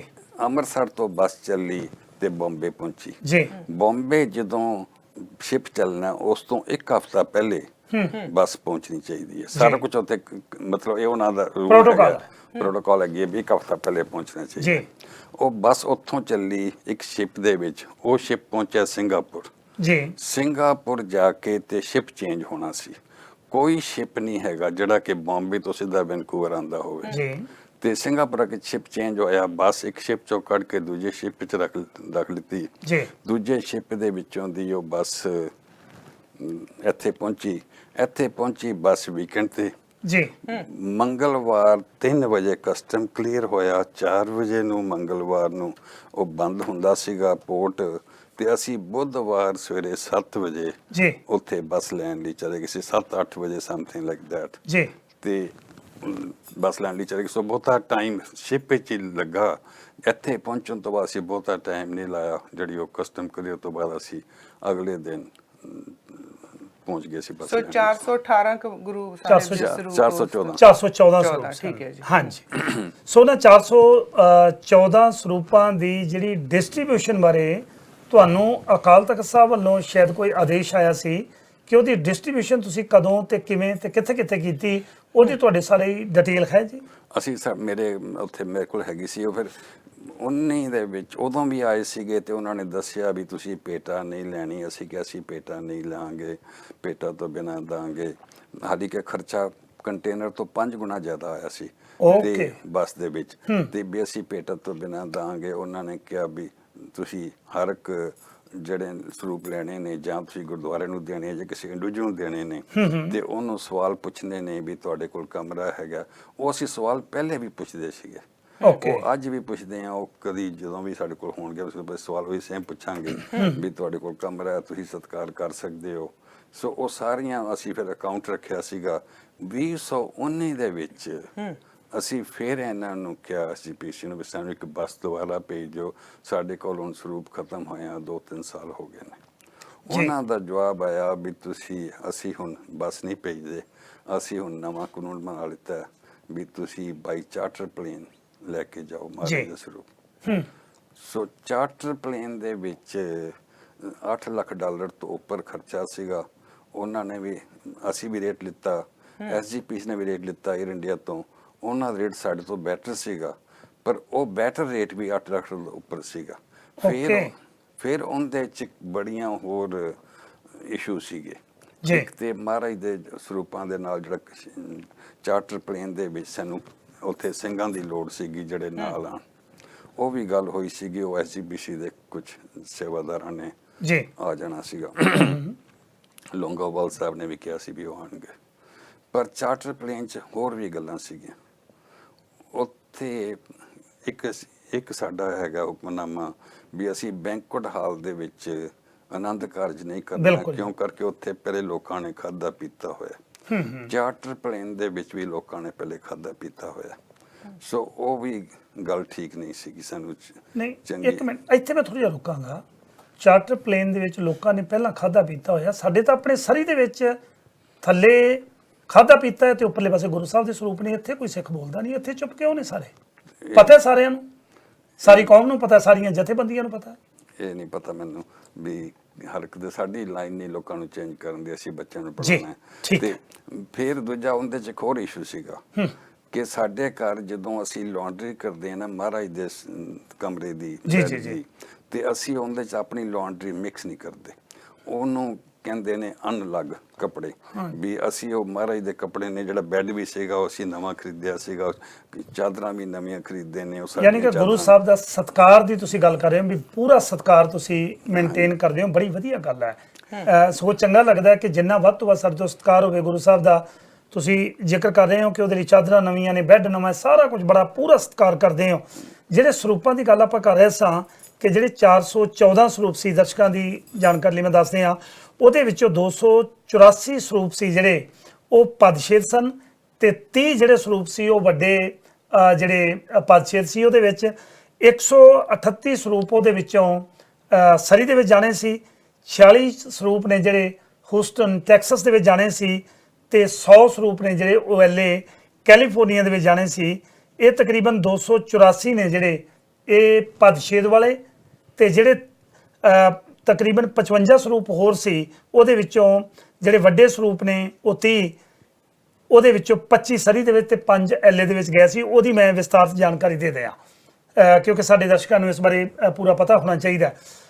ਬਸ ਹੋਣ ਤੋਂ ਬਾਅਦ ਮਲਿਕ ਸਾਹਿਬ, ਜਦੋਂ ਤੁਹਾਡੇ ਕੋਲ ਦੁਬਾਰਾ ਤਕਰੀਬਨ ਸਰਦਾਰ ਦਲਮੇਕ ਸਿੰਘ, ਸਰਦਾਰ ਰੂਪ ਸਿੰਘ, ਮਨਜਿੰਦਰ ਸਿੰਘ ਸਰਸਾ ਤੇ ਮਨਜੀਤ ਸਿੰਘ ਜੀਕੇ, ਬਲਵਿੰਦਰ ਸਿੰਘ ਜੌੜਾ, ਰਘੂਜੀਤ ਸਿੰਘ ਵਿਰਕ ਤੇ ਕੁਝ ਕੁ ਹੋਰ ਵਿਅਕਤੀ, ਬਡੂੰਗਰ ਸਾਹਿਬ ਦਾ PA ਵੀ ਇੱਕ ਵਾਰੀ ਆਇਆ ਸੀ। ਤਕਰੀਬਨ ਜਿੰਨੇ ਕੁ ਵਾਰੀ ਇਹ ਲੋਕ ਸ਼੍ਰੋਮਣੀ ਗੁਰਦੁਆਰਾ ਪ੍ਰਬੰਧਕ ਕਮੇਟੀ ਤੋਂ ਆਏ ਨੇ, ਜ਼ਿਆਦਾਤਰ ਹਰੇਕ ਮੀਟਿੰਗ ਜਾਂ ਹਰੇਕ ਪਾਰਟੀ ਜਾਂ ਡਿਨਰ ਦੇ ਵਿੱਚ ਮੈਂ ਰਿਹਾ ਨਾਲ, ਮੈਂ ਦੇਖਿਆ। ਭਾਵੇਂ ਉਹ ਡਿਨਰ ਸੀ ਨਿਊਟਨ ਸਕੂਲ ਦੇ ਵਿੱਚ, ਭਾਵੇਂ ਉਹ ਤੁਹਾਡੇ ਹੋਰ ਥਾਵਾਂ ਦੇ ਉੱਤੇ ਸੀ, ਮੈਂ ਇਹਨਾਂ ਸਾਰਿਆਂ ਨੂੰ ਮਿਲਿਆ। ਇਹਨਾਂ ਸਾਰਿਆਂ ਨੇ ਬਕਾਇਦਾ ਹਾਂ ਕੀਤੀ ਹੈ ਕਿ ਅਸੀਂ ਸ਼੍ਰੋਮਣੀ ਗੁਰਦੁਆਰਾ ਪ੍ਰਬੰਧਕ ਕਮੇਟੀ ਦੀ ਐਗਜ਼ੈਕਟਿਵ ਦੇ ਵਿੱਚ ਪਾਸ ਕਰਕੇ ਗੱਲਬਾਤ ਕਰਕੇ ਇੱਥੇ ਬੀੜਾ ਛਾਪਣ ਦੀ ਗੱਲਬਾਤ ਕਰਾਂਗੇ। ਤੇ ਉਦੋਂ ਮੁੱਦਾ ਆਇਆ ਸੀ ਕਿ ਅਮਰੀਕਾ ਦੇ ਵਿੱਚ ਜਾਂ ਕੈਨੇਡਾ ਦੇ ਵਿੱਚ। ਮੈਨੂੰ ਬਹੁਤ ਚੰਗੀ ਤਰ੍ਹਾਂ ਯਾਦ ਹੈ ਜਦੋਂ ਇਹ ਗੱਲਬਾਤ ਉਦੋਂ ਤੁਰੀ ਸੀ ਅਕਾਲ ਤਖਤ ਸਾਹਿਬ ਤੋਂ ਤੇ ਨਾਲ ਦੀ ਨਾਲ ਸ਼੍ਰੋਮਣੀ ਗੁਰਦੁਆਰਾ ਪ੍ਰਬੰਧਕ ਕਮੇਟੀ ਤੋਂ। ਤੁਹਾਨੂੰ ਪ੍ਰਵਾਨਗੀ ਕਦੋਂ ਤੇ ਕਿਸ ਨੇ ਦਿੱਤੀ ਕਿ ਤੁਸੀਂ ਬੀੜਾ ਛਾਪ ਸਕਦੇ ਹੋ? ਸਾਨੂੰ 2 ਵਾਰੀ ਸਾਡੇ ਹਿਸਾਬ ਨਾਲ ਪ੍ਰਵਾਨਗੀ ਮਿਲੀ। ਓਕੇ, ਕਦੋਂ? 3 ਮਾਰਚ 2015 ਦੇ ਵਿੱਚ ਮੱਕੜ ਸਾਹਿਬ ਪ੍ਰੈਜ਼ੀਡੈਂਟ ਸੀਗੇ ਜੀ। ਤੇ ਉੱਥੇ ਜਦੋਂ ਦਿਨ ਖਤਮ ਹੁੰਦਾ ਤੇ ਉਦੋਂ ਸਾਡਾ ਇੱਥੇ ਦਿਨ ਚੜ੍ਹਦਾ ਹੈਗਾ। ਜੀ ਮੈਂ ਉੱਠਿਆ ਤੇ ਮੈਨੂੰ ਕਹਿਣ ਵੀ ਵਧਾਈਆਂ, ਫੋਨ ਆ ਗਏ 2-3। ਹਾਂਜੀ। ਮੈਂ ਕਿਹਾ ਕੀ ਹੋਇਆ? ਕਹਿੰਦੇ ਵੀ ਉੱਥੇ ਉਹਨਾਂ ਨੇ ਮੱਕੜ ਸਾਹਿਬ ਨੇ ਅਨਾਉਂਸ ਕਰ ਦਿੱਤਾ ਹੈ ਤੇ ਉਹਨਾਂ ਨੇ ਯੂਨੈਨਿਮਸਲੀ ਪਾਸ ਕਰ ਲਿੱਤਾ ਹੈਗਾ। ਮੈਂ ਮੱਕੜ ਸਾਹਿਬ ਨੂੰ ਫੋਨ ਕੀਤਾ, ਕਹਿੰਦੇ ਹਾਂਜੀ ਠੀਕ ਹੈਗਾ, ਅਸੀਂ ਪਾਸ ਕੀਤਾ ਹੈਗਾ ਜੀ। ਤੇ ਅਸੀਂ ਤੁਹਾਨੂੰ ਡੈਲੀਗੇਸ਼ਨ ਭੇਜਾਂਗੇ, ਤੁਸੀਂ ਟਿਕਟਾਂ ਰੱਖਣੀਆਂ ਨੇ ਤੇ ਅਸੀਂ ਤੁਹਾਨੂੰ ਥੋੜੇ ਦਿਨਾਂ 'ਚ ਨਾ ਭੇਜਾਂਗੇ ਤੇ ਤੁਸੀਂ ਤਿਆਰੀ ਕਰ ਲਓ ਜੀ ਵੀ ਟੈਂਪਰੇਰੀ ਤੁਸੀਂ ਕਿਸ ਤਰ੍ਹਾਂ ਛਾਪਣੇ ਨੇ, ਕਿੱਥੇ ਛਾਪਣੇ ਨੇ। ਜੀ ਜੀ ਜੀ ਇਹ ਤੇ ਚੰਗੀ ਗੱਲ ਹੈ ਕਿ ਅਸੀਂ ਮਸ਼ੀਨ ਨਹੀਂ ਖਰੀਦੀ, ਪਰ ਨਾ ਅਸੀਂ ਉੱਥੇ ਜਾ ਕੇ ਤੇ ਸੈਂਪਲ ਵੀ ਟੈਸਟਿੰਗ ਕੀਤੀ। 10-15 ਦਿਨ ਬੀਤ ਗਏ ਤੇ ਮੈਂ ਕਿਹਾ ਵੀ ਦੱਸੋ ਫਿਰ ਅਸੀਂ ਹੁਣ ਸੀਟਾਂ ਬੁੱਕ ਕਰੀਏ। ਤੇ ਉਹ ਮੱਕੜ ਸਾਹਿਬ ਨੇ ਮੇਰਾ ਫੋਨ ਚੱਕਣਾ ਬੰਦ ਕਰਤਾ। ਅੱਛਾ। ਮੈਂ ਫਿਰ ਭੋਰ ਸਾਹਿਬ ਨੂੰ ਫੋਨ ਕੀਤਾ, ਮੈਂ ਕਿਹਾ ਵੀ ਹੁਣ ਆਪਾਂ ਸਾਰਾ ਕੁਝ ਤਿਆਰੀ ਕਰ ਲਿੱਤੀ ਹੈ, ਅਸੀਂ ਤੁਹਾਡੇ ਆਉਣ ਤੋਂ ਪਹਿਲੇ ਚਾਹੁੰਦੇ ਸੀਗੇ ਵੀ ਕਈ ਕੁਝ ਕਰ ਲੈਂਦੇ ਜੀ। ਸੀ, ਕਮਰਾ ਵੀ ਤਿਆਰ ਕੀਤਾ, ਤੁਹਾਨੂੰ ਅਸੀਂ ਦਿਖਾਣਾ ਹੈ ਤੇ ਅਸੀਂ ਸ਼ੁਰੂ ਕਰ ਦੇਣਾ ਕੰਮ ਟੈਂਪਰੇਰੀਲੀ, ਬਾਅਦ ਚ ਅਸੀਂ ਨਵੀਂ ਬਿਲਡਿੰਗ ਬਣਾਉਣੀ ਹੈ। ਤੇ ਉਹ ਕਹਿੰਦੇ ਵੀ ਤੂੰ ਮੱਕੜ ਸਾਹਿਬ ਨੂੰ ਫਿਰ ਫੋਨ ਕਰ। ਮੈਂ ਕਿਹਾ ਉਹਨੇ ਮੈਂ ਦੋ ਦਿਨ ਅਗੇ ਫੋਨ ਨਹੀਂ ਚੱਕਦੇ, ਕਹਿੰਦੇ ਹੁਣ ਕਰ ਤੂੰ ਅੱਧੇ ਘੰਟੇ ਬਾਅਦ। ਜੀ ਮੈਂ ਤੇ ਫੋਨ ਚੱਕ ਲਿਆ ਉਹਨਾਂ ਨੇ ਤੇ ਕਹਿੰਦੇ ਮੈਨੂੰ ਪਤਾ ਤੁਹਾਡੀ ਸਾਰੀ ਤਿਆਰੀ ਹੈ, ਮੇਰੇ ਵੱਸ ਤੋਂ ਬਾਹਰ ਦੀ ਗੱਲ ਹੈਗੀ ਹੈ, ਡਿਪਟੀ ਸੀਐਮ ਨੇ ਓਵਰਰੂਲ ਕਰਤਾ ਮੈਨੂੰ। ਓਕੇ। ਤੇ ਡਿਪਟੀ ਸੀਐਮ ਉਦੋਂ ਸੁਖਬੀਰ ਸਿੰਘ ਬਾਦਲ ਸੀਗਾ। ਇਹ ਮੱਕੜ ਸਾਹਿਬ ਨੇ ਕਿਹਾ ਤੁਹਾਨੂੰ? ਮੱਕੜ ਸਾਹਿਬ ਨੇ ਕਿਹਾ। ਓਕੇ ਸਮਝ ਗਿਆ ਜੀ। ਪਰ ਇੱਥੇ ਇੱਕ ਸਵਾਲ ਪੈਦਾ ਹੁੰਦਾ ਹੈ, ਆਹ ਹੁਕਮਨਾਮਾ ਹੈ ਜੀ ਇਹ ਇਹ ਜਿਹੜਾ ਕਿ ਬਲਜਿੰਦਰ ਜੀ ਕਦੋਂ ਦਾ ਹੈ ਹੁਕਮਨਾਮਾ? 1998 ਦਾ। 1998 ਦਾ ਆ। ਹਾਂਜੀ। ਤੇ ਉਹਦੇ ਵਿੱਚ ਗੁਰੂ ਪੰਥ ਦੇ ਦਾਸ ਰਣਜੀਤ ਸਿੰਘ ਜਥੇਦਾਰ ਜੀ ਜਦੋਂ ਸੀਗੇ, ਹਾਂਜੀ। ਉਹਨਾਂ ਵੱਲੋਂ ਕਿਹਾ ਸੀ ਕਿ ਇਹ ਫੈਸਲਾ ਲਿਆ ਸੀ ਕਿ ਦੇਸ਼ ਪ੍ਰਦੇਸ਼ ਦੀ ਕੋਈ ਵੀ ਸਿੱਖ ਸੰਸਥਾ ਜੇਕਰ ਸ੍ਰੀ ਗੁਰੂ ਗ੍ਰੰਥ ਸਾਹਿਬ ਪੋਥੀਆਂ ਗੁਟਕਿਆਂ ਦੀ ਛਪਾਈ ਦੀ ਸੇਵਾ ਬਾਹਰਲੇ ਪ੍ਰਾਂਤ ਜਾਂ ਦੇਸ਼ ਵਿੱਚ ਕਰਵਾਉਣ ਦੀ ਇੱਛੁਕ ਹੋਵੇ ਤਾਂ ਇਸ ਲਈ ਸ਼੍ਰੋਮਣੀ ਗੁਰਦੁਆਰਾ ਪ੍ਰਬੰਧਕ ਕਮੇਟੀ ਅਤੇ ਸ੍ਰੀ ਅਕਾਲ ਤਖਤ ਸਾਹਿਬ ਤੋਂ ਮਨਜ਼ੂਰੀ ਲੈਣੀ ਹੋਵੇਗੀ ਅਤੇ ਛਪਾਈ ਸ਼੍ਰੋਮਣੀ ਗੁਰਦੁਆਰਾ ਪ੍ਰਬੰਧਕ ਕਮੇਟੀ ਦੀਆਂ ਆਫਸੈਟ ਫਿਲਮਾਂ ਤੋਂ ਹੀ ਕਰਵਾਉਣੀ ਹੋਵੇਗੀ। ਜੀ। ਸੋ ਇਹਨਾਂ ਨੇ ਇੱਥੇ ਕਿਹਾ ਸੀ ਕਿ ਤੁਹਾਨੂੰ ਲੈਣੀ ਪਵੇਗੀ, ਇੱਥੋਂ ਪਰਮਿਸ਼ਨ ਲੈਣੀ ਪਵੇਗੀ। ਹਾਂਜੀ। ਹੁਣ ਇੱਥੇ ਸਵਾਲ ਇਹ ਪੈਦਾ ਹੁੰਦਾ ਹੈ, 1998 ਦੇ ਵਿੱਚ ਅਕਾਲ ਤਖਤ ਸਾਹਿਬ ਤੋਂ ਹੁਕਮਨਾਮਾ ਜਾਰੀ ਹੁੰਦਾ ਹੈ ਕਿ ਭਾਈ ਚਤਰ ਸਿੰਘ ਤੇ ਜੀਵਨ ਸਿੰਘ ਵੱਲੋਂ ਛਾਪੀ ਗੁਰੂ ਗ੍ਰੰਥ ਸਾਹਿਬ ਮਹਾਰਾਜ ਜੀ ਦੇ ਸਰੂਪ ਥੱਲੇ ਜ਼ਮੀਨ ਦੇ ਉੱਤੇ ਪਏ ਨੇ ਬਗੈਰ ਸਤਕਾਰ ਦੇ। ਅਕਾਲ ਤਖਤ ਸਾਹਿਬ ਕੋਲ ਮਾਮਲਾ ਪਹੁੰਚਿਆ, ਉਹਨਾਂ ਨੇ ਐਕਸ਼ਨ ਲਿਆ ਕਿ ਗੁਰੂ ਗ੍ਰੰਥ ਸਾਹਿਬ ਜੀ ਦੀਆਂ ਬੀੜਾਂ golden offset printing press Gurdwara Ramsar Guru Granth Sahib Bhavan ਤੋਂ ਇਲਾਵਾ ਕਿਤੇ ਵੀ ਨਹੀਂ ਛਾਪੀਆਂ ਜਾਣਗੀਆਂ। 2 ਪ੍ਰਿੰਟਿੰਗ ਪ੍ਰੈਸ ਨੇ, ਜਾਂ ਅਧਿਕਾਰ ਹੈ ਦਿੱਲੀ ਸਿੱਖ ਗੁਰਦੁਆਰਾ ਮੈਨੇਜਮੈਂਟ ਕਮੇਟੀ ਨੂੰ ਜਾਂ ਸ਼੍ਰੋਮਣੀ ਗੁਰਦੁਆਰਾ ਮੈਨੇਜਮੈਂਟ ਕਮੇਟੀ ਨੂੰ। ਤੁਹਾਨੂੰ ਲੱਗਦਾ ਨਹੀਂ ਕਿ ਪਹਿਲੀ ਵਾਰੀ ਜਦੋਂ ਤੁਹਾਨੂੰ ਮੱਕੜ ਜੀ ਨੇ ਇਹ ਗੱਲ ਆਖੀ ਕਿ ਤੁਸੀਂ ਬੀੜਾਂ ਛਾਪ ਸਕਦੇ ਹੋ, ਅਸੀਂ ਯੂਨਾਨੀ ਮਸਲੀਏ ਮਤਾ ਪਾਸ ਕਰ ਦਿੱਤਾ ਹੈ, ਕੀ ਮੱਕੜ ਉਹਨਾਂ ਨੇ ਤੇ ਉਸ ਵੇਲੇ ਦੀ ਐਗਜ਼ੈਕਟਿਵ ਨੇ 1998 ਦੇ ਹੁਕਮਨਾਮੇ ਦੀ ਅਵਗਿਆ ਨਹੀਂ ਕੀਤੀ? ਨਹੀਂ ਉਹ ਐਸੇ ਦੋਨੋਂ ਵਾਰੀ ਜਦੋਂ ਬਦੂਗੜ ਸਾਹਿਬ ਨੇ ਮੱਕੜ ਸਾਹਿਬ ਨੇ ਕੀਤਾ ਉਦੋਂ ਉਹਨਾਂ ਨੇ ਅਕਾਲ ਤਖਤ ਤੋਂ ਆਗਿਆ ਲਿੱਤੀ ਹੋਈ ਸੀਗੀ। ਓਕੇ। ਅਕਾਲ ਤਖਤ ਤੋਂ ਲੈਟਰ ਨਹੀਂ ਸੀ ਲਿਆ, ਸਿਰਫ ਆਗਿਆ ਸੀ ਵਰਬਲੀ। 2010 ਦੀ ਅਕਾਲ ਤਖਤ ਤੇ ਐਸਜੀਪੀਸੀ ਨੇ ਡਿਸਾਈਡ ਕੀਤਾ ਹੋਇਆ ਸੀਗਾ ਕਿ ਸ੍ਰੀ ਗੁਰੂ ਗ੍ਰੰਥ ਸਾਹਿਬ ਦੇ ਸਤਕਾਰ ਲਈ ਸਾਨੂੰ ਹਰ ਥਾਂ ਤੇ ਹਰ ਕੰਟੀਨੈਂਟ 'ਚ ਸ੍ਰੀ ਗੁਰੂ ਗ੍ਰੰਥ ਸਾਹਿਬ ਛਾਪਣੇ ਚਾਹੀਦੇ ਹਨ। ਉਹ ਉਦੋਂ ਹੀ ਸਾਡੀ 2010 ਦਸੰਬਰ ਦੇ ਵਿੱਚ ਪਹਿਲੀ ਵਾਰੀ ਸੀ ਐਪਲੀਕੇਸ਼ਨ ਕੀਤੀ ਤੇ ਸਾਡੇ ਕੋਲ ਰਘੂਜੀਤ ਸਿੰਘ ਤੇ ਸਾਡੇ ਕੋਲ ਜਿਹੜਾ ਉਹ ਸੈਕਟਰੀ ਸੀ ਨਾ ਦਲਮੇਕ ਸਿੰਘ, ਨਹੀਂ ਉਸ ਵੇਲੇ ਸੁਖਦੇਵ ਸਿੰਘ ਪੌਰ ਸੀ ਜਨਰਲ ਸਕੱਤਰ। ਨਹੀਂ ਉਦੋਂ ਇਹ ਸੀਗਾ ਆਇਆ ਰਘੂਜੀਤ ਸਿੰਘ ਤੇ ਉਹਦੇ ਨਾਲ ਸੈਕਟਰੀ ਸੀਗਾ ਇੱਕ ਮੈਨੂੰ ਬਲਵਿੰਦਰ ਸਿੰਘ ਜੋੜੇ ਦੀ ਗੱਲ ਕਰ ਰਹੇ ਹੋ? ਨਹੀਂ ਇੱਥੇ ਮੇਰੇ ਕੋਲ ਲਿਖਿਆ ਹੋਇਆ ਕੋਈ ਗੱਲ ਨਹੀਂ। ਹਾਂਜੀ। ਤੇ ਮੈਂ ਨਾਂ ਲਿਖਿਆ ਹੋਇਆ ਸੈਕਟਰੀ, ਉਹ ਧਾਰਮਿਕ ਸੈਕਟਰੀ ਹੈਗਾ ਤੇ ਉਹ ਆਏ ਸੀਗੇ ਦੋਨੋਂ। ਅਸੀਂ ਦੋਨਾਂ ਨੂੰ ਆਪਣੀ ਕੈਪੇਬਿਲਿਟੀ ਦੱਸਣ ਵਾਸਤੇ ਵੀ ਅਸੀਂ ਇੰਕ ਕਿਹੜੀ ਵਰਤਾਂਗੇ, ਅਸੀਂ ਪੇਪਰ ਕਿਹੜਾ ਵਰਤਾਂਗੇ, ਅਸੀਂ ਉਹਨਾਂ ਨੂੰ ਛਾਪ ਕੇ ਦਿਖਾਏ ਵੀ ਕੁਝ ਅੰਕ। ਇੱਕ ਮਿੰਟ, 2010 ਚ 2010 ਦੇ ਵਿੱਚ ਛਾਪ ਕੇ ਦਿਖਾਏ। 2010 ਦੇ ਵਿੱਚ ਤੁਹਾਡੇ ਕੋਲ ਪ੍ਰੈਸ ਸੀ? ਮਸ਼ੀਨ ਸੀ ਰਜਿੰਦਰ ਸਿੰਘ ਮਹਿਤਾ ਰਜਿੰਦਰ ਸਿੰਘ ਮਹਿਤਾ ਨਹੀਂ, ਜਿਹੜੇ ਅੱਜ ਉਹ ਕੱਲ੍ਹ ਆਏ ਨਹੀਂ ਸੀਗਾ। ਜੋਗਿੰਦਰ ਸਿੰਘ ਸੈਕਟਰੀ ਸੀਗਾ, ਉਹ ਆਇਆ ਸੀਗਾ। Okay, ਰਜਿੰਦਰ ਸਿੰਘ ਠੀਕ। ਮਹਿਤਾ ਦੀ ਟਿਕਟ ਰੱਖੀ ਸੀਗੀ, ਹਾਂਜੀ। ਉਹਨੇ ਫਲਾਈਟ ਮਿਸ ਕਰ ਲਿੱਤੀ ਤੇ ਉਹ ਸਾਡੀ ਟਿਕਟ ਵੀ ਵੇਸਟ ਹੋਈ। Okay। ਤੇ ਜੋਗਿੰਦਰ ਸਿੰਘ ਸੈਕਟਰੀ ਆਏ ਸੀ ਨਾਲ, ਤੇ ਅਸੀਂ ਇਹਨਾਂ ਨੂੰ ਪੂਰੀ ਆਪਣੀ ਐਬਿਲਿਟੀ ਦੱਸੀ ਸੀਗੀ ਵੀ ਅਸੀਂ ਕਿੱਦਾਂ ਬਾਈਂਡਿੰਗ ਕਰਾਂਗੇ। ਹਾਂ। ਉੱਥੇ ਬਾਈਂਡਿੰਗ ਕਰਕੇ ਕਰਦੇ ਦਿਖਾਈ। ਨੇ, ਉੱਥੇ ਬਾਈਂਡਿੰਗ ਨਹੀਂ, ਬਾਈਂਡਿੰਗ ਦੇ ਅਸੀਂ ਉਹਨਾਂ ਨੂੰ ਐਕਸਪਲੇਨ ਹੀ ਕੀਤਾ ਸੀਗਾ। ਬਾਈਂਡਿੰਗ ਸਿਰਫ printing ਕਰਕੇ ਦਿਖਾਈ। ਗੁਰੂ ਗ੍ਰੰਥ ਸਾਹਿਬ ਨਹੀਂ ਸੀ ਛਾਪਿਆ, ਅਸੀਂ ਉਹ ਕੁਝ ਅੰਕ ਛਾਪੇ ਸੀਗੇ, ਓਕੇ। ਕੁਝ ਅੰਕ ਛਾਪੇ ਤੁਹਾਡੇ ਸੀਗੇ। ਕੋਲ ਉਦੋਂ ਪ੍ਰਿੰਟ ਕਰਨ ਦੇ ਲਈ ਇਹੀ ਮਸ਼ੀਨ ਸੀ ਜਾਂ ਹੋਰ ਕੋਈ ਮਸ਼ੀਨ ਸੀ? ਸਾਡੇ ਕੋਲ ਨਹੀਂ, ਉਦੋਂ ਅਸੀਂ ਮਤਲਬ ਮਸ਼ੀਨਾਂ ਚੇਂਜ ਹੁੰਦੀਆਂ ਰਹੀਆਂ। ਓਕੇ। ਜਦੋਂ ਅਸੀਂ ਜਾਂਦੇ ਸੀਗੇ 2010 ਵਿੱਚ ਮਸ਼ੀਨ ਹੋਰ ਸੀਗੀ, ਹਾਂ। ਜਦੋਂ ਅਸੀਂ 15 ਦੇ ਵਿੱਚ ਬਰਨਬੀ ਚ ਗਏ ਉਹ ਮਸ਼ੀਨ ਹੋਰ ਸੀਗੀ। ਓਕੇ। ਉਦੋਂ ਅਸੀਂ ਉੱਥੇ ਡਿਪੋਜ਼ਿਟ ਨਹੀਂ ਦਿੱਤਾ, ਜਦੋਂ ਉਹਨਾਂ ਨੇ ਸਾਨੂੰ ਮੱਕੜ ਸਾਹਿਬ ਨੇ ਕਿਹਾ ਵੀ ਅਸੀਂ ਆ ਰਹੇ ਹਾਂ। ਤੇ ਪਰ ਸਾਡੇ ਕੋਲ ਅਬਿਲਿਟੀ ਸੀਗੀ ਵੀ ਗੁੱਡ ਪੇਪਰ ਅਸੀਂ ਵਰਤੀਏ, ਹਾਂ। ਜਿਹੜੀ ਸ਼ਾਹੀ ਵਰਤੀਏ ਉਹਦੇ ਚ Okay। ਅਲਕੋਹਲ ਨਾ ਹੋਵੇ, ਹਾਂ। ਤੇ ਜਿਹੜੀ ਅਸੀਂ ਬਾਈਂਡਿੰਗ ਕਰਨੀ ਹੈ ਉੱਥੇ ਬਾਈਂਡਿੰਗ ਕਰਦੇ ਨੇ, ਗੋਡੇ ਨਾਲ ਕੰਪਰੈਸ ਕਰਦੇ ਨੇ ਗੁਰੂ ਗ੍ਰੰਥ ਸਾਹਿਬ ਨੂੰ। ਓਕੇ। ਅਸੀਂ ਬਾਈਂਡਿੰਗ ਕਰਨੀ ਸੀਗੀ ਪਹਿਲੇ ਦਿਨ ਤੋਂ ਹੀ, ਸਾਨੂੰ ਚਾਹ ਸੀਗਾ ਤੇ ਅਸੀਂ ਉਹ ਇੱਕ ਸਾਡੇ ਕੋਲ ਮਸ਼ੀਨ ਸੀ, ਕੰਪਰੈਸ਼ਨ ਮਸ਼ੀਨ ਮਸ਼ੀਨ ਸੀਗੀ, ਉਹ ਮਤਲਬ ਮੈਂ ਟੈਕਨੀਕਲ ਕੰਪਰੈਸ ਕਰਨ ਵਾਲੀ। ਹਾਂਜੀ। ਉਹ ਇਸ ਤਰ੍ਹਾਂ ਦਬਾ ਕੇ ਗੁਰੂ ਗ੍ਰੰਥ ਸਾਹਿਬ ਨੂੰ ਮਸ਼ੀਨ ਦੇ ਨਾਲ, ਤੇ ਫਿਰ ਅਸੀਂ ਉਹਦੀ ਬਾਈਂਡਿੰਗ ਕਰਨੀ ਸੀ। ਓਕੇ। ਹੁਣ ਇੱਥੇ ਇੱਕ ਮਲਕ ਸਾਹਿਬ ਸਵਾਲ ਪੈਦਾ ਹੁੰਦਾ ਹੈ ਕਿ ਪਹਿਲੀ ਵਾਰੀ ਤੁਸੀਂ 2010 ਦੇ ਵਿੱਚ ਕੁਝ ਅੰਗ ਛਪਾਈ ਕਰਕੇ ਉਹਨੂੰ ਦਿਖਾਏ ਕਿ ਅਸੀਂ ਇਸ ਤਰ੍ਹਾਂ ਛਾਪਣੇ ਆ, ਸੋ 2010 ਤੋਂ ਹੀ ਤੁਹਾਡਾ ਯਤਨ ਸੀ। ਹੁਣ ਸਵਾਲ ਇਹ ਪੈਦਾ ਹੁੰਦਾ ਹੈ ਕਿ ਤੁਹਾਨੂੰ ਐਤਕੀ ਜਦੋਂ ਤੁਸੀਂ ਇੰਡੀਆ ਜਾਂਦੇ ਹੋ, ਇਸ ਤੋਂ ਬਾਅਦ ਥੋੜਾ ਜਿਹਾ ਹੋਰ ਪਿੱਛੇ ਜਾਣਾ ਚਾਹਨਾ, ਕਿਉਂਕਿ ਜਦੋਂ ਬੱਸਾਂ ਦੇ ਰਾਹੀਂ ਤੁਹਾਡੇ ਕੋਲ ਗੁਰੂ ਸਾਹਿਬ ਦੇ ਸਰੂਪ ਆਉਂਦੇ ਨੇ, ਜਿਹੜੀ ਗੱਲ ਮੱਕੜ ਸਾਹਿਬ ਕਹਿ ਜਾਂਦੇ ਆ ਕਿ ਤੁਸੀਂ ਗੱਲ ਕਰ ਰਹੇ ਸੀ ਕਿ 3 ਮਾਰਚ 2015 ਨੂੰ ਮੱਕੜ ਉਹਨਾਂ ਨੇ ਕਹਿ ਦਿੱਤਾ ਕਿ ਅਸੀਂ ਐਗਜ਼ੈਕਟਿਵ ਦੇ ਵਿੱਚ ਪਾਸ ਕਰ ਲਿਆ ਤੇ ਤੁਸੀਂ ਸਰੂਪ ਛਾਪ ਸਕਦੇ ਹੋ, ਪਰੰਤੂ ਸੁਖਬੀਰ ਸਿੰਘ ਬਾਦਲ ਜਿਹੜੇ ਸ਼੍ਰੋਮਣੀ ਅਕਾਲੀ ਦਲ ਦੇ ਉਸ ਵੇਲੇ ਪ੍ਰਧਾਨ ਸਨ ਜਾਂ ਕਰਤਾ ਧਰਤਾ ਨੇ ਸ਼੍ਰੋਮਣੀ ਗੁਰਦੁਆਰਾ ਪ੍ਰਬੰਧਕ ਕਮੇਟੀ ਦੇ, ਉਹਨਾਂ ਨੇ ਮਨਾ ਕਰ ਦਿੱਤਾ। ਦੂਜੀ ਵਾਰੀ ਤੁਹਾਨੂੰ ਪਰਮਿਸ਼ਨ ਕਦੋਂ ਮਿਲੀ? 2017 ਦੇ ਵਿੱਚ ਬੰਦੂਕਗੜ੍ਹ ਸਾਹਿਬ ਪ੍ਰੈਜ਼ੀਡੈਂਟ ਸੀਗੇ ਜੀ। ਬੰਦੂਕਗੜ੍ਹ ਸਾਹਿਬ ਕਾਫੀ ਸਿਆਣੇ ਸੀਗੇ, ਉਹਨਾਂ ਨੂੰ ਮੈਂ ਫੋਨ ਕਰਦਾ ਹੁੰਦਾ ਸੀਗਾ ਜੀ।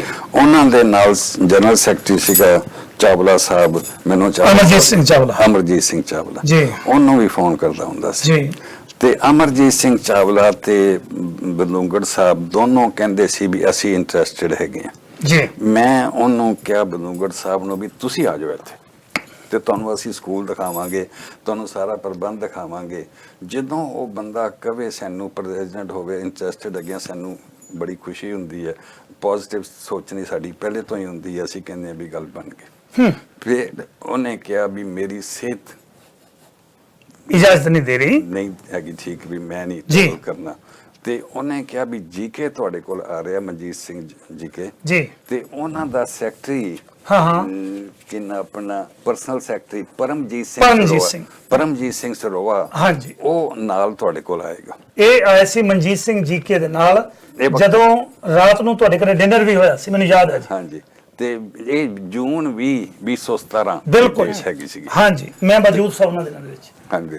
ਅਸੀਂ ਫਿਰ ਉਹਨਾਂ ਨੂੰ ਸਤਿਕਾਰ ਵੀ ਕੀਤਾ, ਉਹਨਾਂ ਨੂੰ ਸਾਰਿਆਂ ਨੂੰ, ਆਪਣੀ ਸੰਗਤਾਂ ਨੂੰ। ਮੈਨੂੰ ਲੱਗਦਾ ਉਹਨਾਂ ਦਿਨਾਂ ਦੇ ਵਿੱਚ ਪਟਿਆਲੇ ਤੋਂ ਸਰਦਾਰ ਦਰਦੀ ਵੀ ਆਏ ਸਨ। ਹਾਂ, ਉਦੋਂ ਦਰਦੀ ਯਾਦ ਹੈ ਜੀ? ਸੀਗੇ। ਹਾਂਜੀ। ਦਰਦੀ ਹੁਣੇ ਨਾਲ ਆਏ ਸਨ, ਮੈਨੂੰ ਬਹੁਤ ਚੰਗੀ ਤਰ੍ਹਾਂ ਯਾਦ ਹੈ। ਰਾਤ ਦਾ ਡਿਨਰ ਸੀ, ਹਰਪ੍ਰੀਤ ਸਿੰਘ ਵੀ ਸੀ ਨਾਲ। ਹਾਂਜੀ, ਹਰਪ੍ਰੀਤ ਸਿੰਘ ਵੀ ਨਾਲ ਸੀਗਾ, ਕਿਉਂਕਿ ਇਹ ਗਵਾਹੀਆਂ ਨੇ ਸਾਡੇ ਕੋਲ, ਇਹ ਵਿਟਨੈਸ। ਵੱਡੇ ਦਰਦੀ ਸਾਹਿਬ। ਹਾਂਜੀ, ਮੈਨੂੰ ਬਹੁਤ ਚੰਗੀ ਤਰ੍ਹਾਂ ਯਾਦ ਹੈ, ਉਹਨਾਂ ਨੇ ਲੈਕਚਰ ਵੀ ਦਿੱਤਾ ਸੀ ਉਸ ਵੇਲੇ। ਹਾਂ, ਵੱਡੇ ਦਰਦੀ ਤੁਹਾਡੇ ਘਰ ਦੇ ਵਿੱਚ। ਅੱਛਾ, ਜਿਹੜੀ ਇਹ ਗੱਲਬਾਤ ਹੈ ਕਿ ਤੁਹਾਨੂੰ ਪਹਿਲਾਂ 2015 ਪਰਮਿਸ਼ਨ ਮਿਲੀ, 2017 ਦੇ ਵਿੱਚ ਪਰਮਿਸ਼ਨ ਮਿਲੀ, ਹੁਣ ਇੱਥੇ ਇੱਕ ਸਵਾਲ ਪੈਦਾ ਹੁੰਦਾ ਹੈ। ਅਕਾਲ ਤਖਤ ਸਾਹਿਬ ਦਾ ਹੁਕਮਨਾਮਾ 1998 ਦਾ ਉੱਥੇ ਹੀ ਖੜਾ ਹੈ, ਤੁਹਾਨੂੰ ਵਰਬਲੀ ਕਹਿ ਰਹੇ ਨੇ ਮੱਕੜ ਜੀ, ਵਰਬਲੀ ਕਹਿ ਰਹੇ ਨੇ ਬਡੂੰਗਰ ਜੀ, ਇਹ ਕਹਿ ਰਹੇ ਨੇ ਕਿ ਅਕਾਲ ਤਖਤ ਤੋਂ ਅਸੀਂ ਪ੍ਰਵਾਨਗੀ ਲੈ ਲਈ ਹੈ। ਪਰ ਜਦੋਂ ਕੰਮ ਅਦਾਲਤਾਂ ਦੇ ਵਿੱਚ ਜਾਂਦਾ ਹੈ ਜਾਂ ਪੰਥ ਦੇ ਕੋਲ ਆਉਂਦਾ ਹੈ, ਪੰਥ ਇਸ ਪੇਪਰ ਨੂੰ ਮੰਗਦਾ ਕਿ ਤੁਹਾਡੇ ਕੋਲ ਹੁਕਮਨਾਮਾ ਕਿੱਥੇ ਹੈ, ਪੇਪਰ ਕਿੱਥੇ ਹੈ।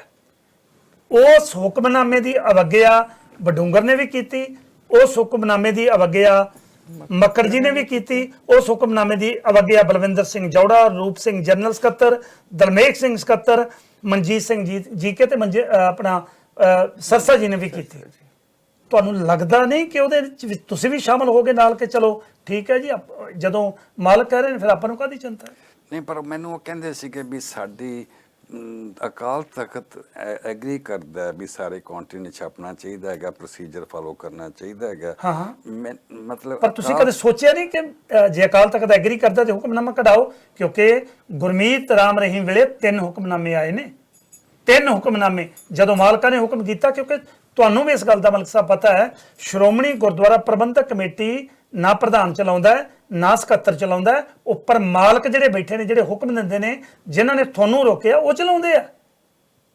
ਉਹਨਾਂ ਨੇ ਕਹਿ ਦਿੱਤਾ ਕਿ ਅਸੀਂ ਤਾਂ ਮਨਜ਼ੂਰੀ ਦਿੰਨੇ ਆ, ਜਿਹੜੇ ਮਾਲਕ ਨੇ ਇਹਦੇ ਸ਼੍ਰੋਮਣੀ ਕਮੇਟੀ ਦੇ ਉਹ ਨਹੀਂ ਕਰਨ ਦੇ ਰਿਹਾ। ਤੁਹਾਨੂੰ ਇਹ ਨਹੀਂ ਲੱਗਾ ਕਿ ਮਾਲਕਾਂ ਨੇ ਮਨਾ ਕਰ ਦਿੱਤੀ ਹੈ ਔਰ ਮਾਲਕਾਂ ਦੇ ਮਨਾ ਕਰਨ ਤੋਂ ਬਾਅਦ ਵੀ ਇਹ ਕੰਮ ਚੱਲ ਰਿਹਾ ਹੈ ਕਿ ਮੈਂ ਇਹਨਾਂ ਨੂੰ ਕਹਾਂ ਕਿ ਘੱਟੋ ਘੱਟ ਅਕਾਲ ਤਖਤ ਦਾ ਹੁਕਮਨਾਮਾ ਤਾਂ ਲੈ ਲਓ? ਕਦੇ ਸੋਚ ਆਈ?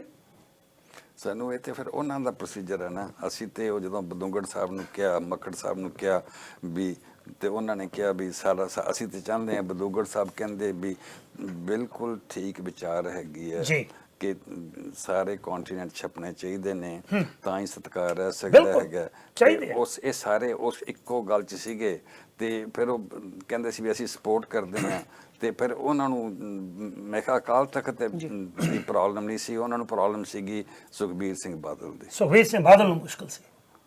ਇਹ ਸਾਰੀਆਂ ਗੱਲਾਂ ਰਪਦੋਮਨ ਸਿੰਘ ਜੀ ਜਦੋਂ ਤੁਸੀਂ ਫੋਨ ਦੇ ਰਾਹੀਂ ਕਰਦੇ ਰਹੇ, ਤੇ ਤੁਸੀਂ ਇੰਡੀਆ ਕਦੋਂ ਗਏ ਸੀ? ਕਿਹੜੇ ਸਾਲ 'ਚ ਤੁਸੀਂ ਇੰਡੀਆ ਗਏ ਸੀ? 25 ਸਾਲਾਂ ਦੇ ਬਾਅਦ ਦਸੰਬਰ 2019 ਦੇ ਵਿੱਚ ਉੱਥੇ ਸੀਗਾ। ਵਾਓ।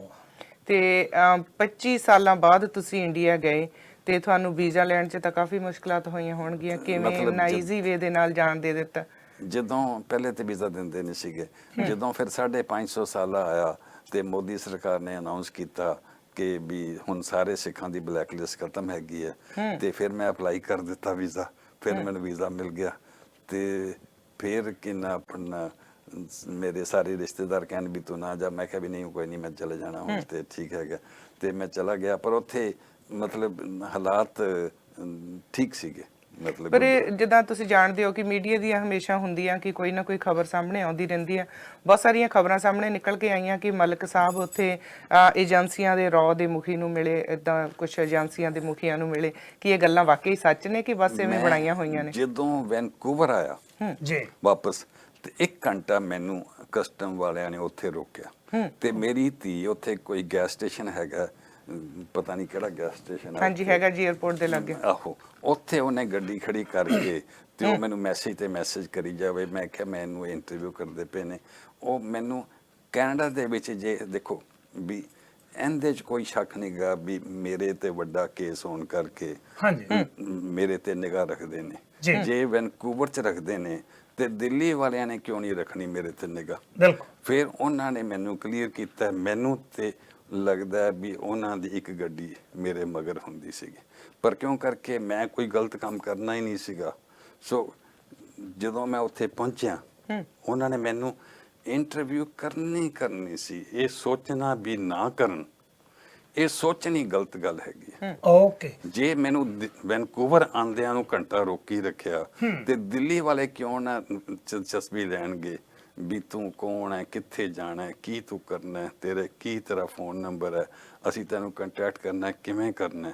ਓਕੇ, ਸੋ ਇਹਦਾ ਮਤਲਬ ਹੈ ਵੀ ਦਿੱਲੀ ਦੇ ਵਿੱਚ ਜਿਹੜੀਆਂ ਏਜੰਸੀਆਂ ਸੀ, ਭਾਵੇਂ ਉਹ IBC ਜਾਂ ਰਾਹ ਵਾਲੇ ਸੀ, ਉਹਨਾਂ ਤੁਹਾਨੂੰ ਸੰਪਰਕ ਕੀਤਾ ਬਕਾਇਦਾ? ਹਾਂ ਬਿਲਕੁਲ। ਮਤਲਬ ਜਾਂਦਿਆਂ ਹੀ ਮੈਨੂੰ ਪਹਿਲੇ ਉਹਨਾਂ ਨੇ ਪੁੱਛਿਆ ਹੈਗਾ ਵੀ ਤੂੰ ਕਿੱਥੇ ਜਾਣਾ ਹੈਗਾ। ਤੇ ਇੱਥੇ ਵੈਨਕੂਵਰ ਵੀ ਕੀਤਾ, ਦਿੱਲੀ ਵੀ ਕੀਤਾ। ਤੇ ਮੈਨੂੰ ਇਹਦਾ ਕੋਈ ਗੁੱਸਾ ਵੀ ਨਹੀਂ ਹੈਗਾ ਵੀ ਮੈਨੂੰ ਉਹ ਕਿਉਂ ਪੁੱਛਦੇ ਨੇ।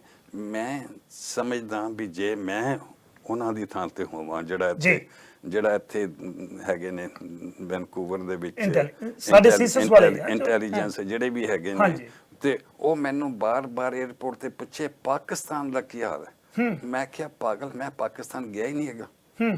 ਮੈਂ ਪਾਕਿਸਤਾਨ ਦੇ ਬਾਰੇ ਤੈਨੂੰ ਕੀ ਦੱਸ ਸਕਦਾ? ਤੁਸੀਂ ਸਿਰਫ ਕਰਤਾਰਪੁਰ ਸਾਹਿਬ ਗਏ ਸੀ? ਮੈਂ ਨਹੀਂ, ਕਰਤਾਰਪੁਰ ਸਾਹਿਬ ਹੀ ਨਹੀਂ ਗਿਆ। ਮੈਂ ਪਾਕਿਸਤਾਨ ਗਿਆ ਹੀ ਨਹੀਂ ਹੈਗਾ। ਅੱਛਾ, ਗਏ ਨਹੀਂ ਤੁਸੀਂ? ਮੈਂ ਪਾਕਿਸਤਾਨ ਗਿਆ ਨਹੀਂ ਗਾ। ਪਾਕਿਸਤਾਨ ਦਾ ਮੇਰਾ ਕੋਈ ਸੰਬੰਧ ਨਹੀਂ ਹੈਗਾ। ਓਕੇ, ਵੀ ਤੂੰ ਮੈਨੂੰ ਇੰਡੀਆ ਬਾਰੇ ਪੁੱਛ ਲਿਆ ਤੇ ਤੂੰ ਫਿਰ ਮੈਂ ਆਇਤਨੇ ਲਿਖ ਕੇ ਦਿੱਤੀ ਉਹਨੂੰ ਇੱਥੇ ਵੈਨਕੂਵਰ 에ਅਰਪੋਰਟ ਤੇ ਵੀ ਇਸ ਤਰੀਕ ਨੂੰ ਮੈਂ ਇੱਥੇ ਸੀਗਾ। ਤੇ ਉਹ ਦਿੱਲੀ ਵਾਲਿਆਂ ਨੇ ਸੇਮ ਗੱਲ ਹੀ ਕੀਤੀ, ਤੂੰ ਕਿੱਥੇ ਕਿੱਥੇ ਜਾਣਾ ਹੈਗਾ? ਤੇ ਮੈਂ ਕਿਹਾ ਵੀ ਮੈਂ ਜਾਣਾ ਹੈ ਅੰਮ੍ਰਿਤਸਰ, ਮੈਂ ਜਾਣਾ ਫਿਰੋਜ਼ਪੁਰ, ਤੇ ਮੈਂ ਜਾਣਾ ਚੰਡੀਗੜ੍ਹ, ਤੇ ਦਿੱਲੀ ਮੇਰਾ ਭਰਾ ਰਹਿੰਦਾ, ਦਿੱਲੀ ਮੈਂ ਰਹਿਣਾ ਹੀ ਰਹਿਣਾ ਹੈਗਾ। ਤੇ ਤੇਰੇ ਕੋਲ ਫੋਨ ਨੰਬਰ ਕਿਹੜਾ ਹੋਏਗਾ? ਮੇਰੇ ਭਰਾ ਦਾ ਫੋਨ ਨੰਬਰ ਹੋਏਗਾ, ਤੂੰ ਇਹਦੇ ਨਾਲ ਹੋਏਗਾ, ਮੇਰੇ ਨਾਲ ਹੀ ਰਹੇਗਾ ਜੀ ਉਹ। ਓਕੇ ਜੀ। ਪਰ ਜਿੰਨਾ ਚਿਰ ਤੁਸੀਂ ਦਿੱਲੀ ਰਹੇ ਹੋ, ਤੁਹਾਡੇ ਨਾਲ ਆਈਬੀ ਵਾਲਿਆਂ ਨੇ ਜਾਂ ਉੱਥੇ ਦੀ ਏਜੰਸੀਆਂ ਨੇ ਬਕਾਇਦਾ ਸਿਕਿਉਰਿਟੀ ਲਾ ਕੇ ਰੱਖੀ ਹੈ ਤੁਹਾਡੀ ਸੁਰੱਖਿਆ ਦੇ? ਕੋਈ ਨਹੀਂ, ਮੈਨੂੰ ਨਹੀਂ ਪਤਾ ਸਿਕਿਉਰਿਟੀ ਦਾ। ਮੈਨੂੰ ਇਹ ਪਤਾ ਵੀ ਮੈਨੂੰ ਉਹ ਪ੍ਰੋਗਰਾਮ ਪੁੱਛਦੇ ਸੀ, ਪ੍ਰੋਗਰਾਮ ਦੱਸ ਦਿੰਦਾ ਸੀਗਾ।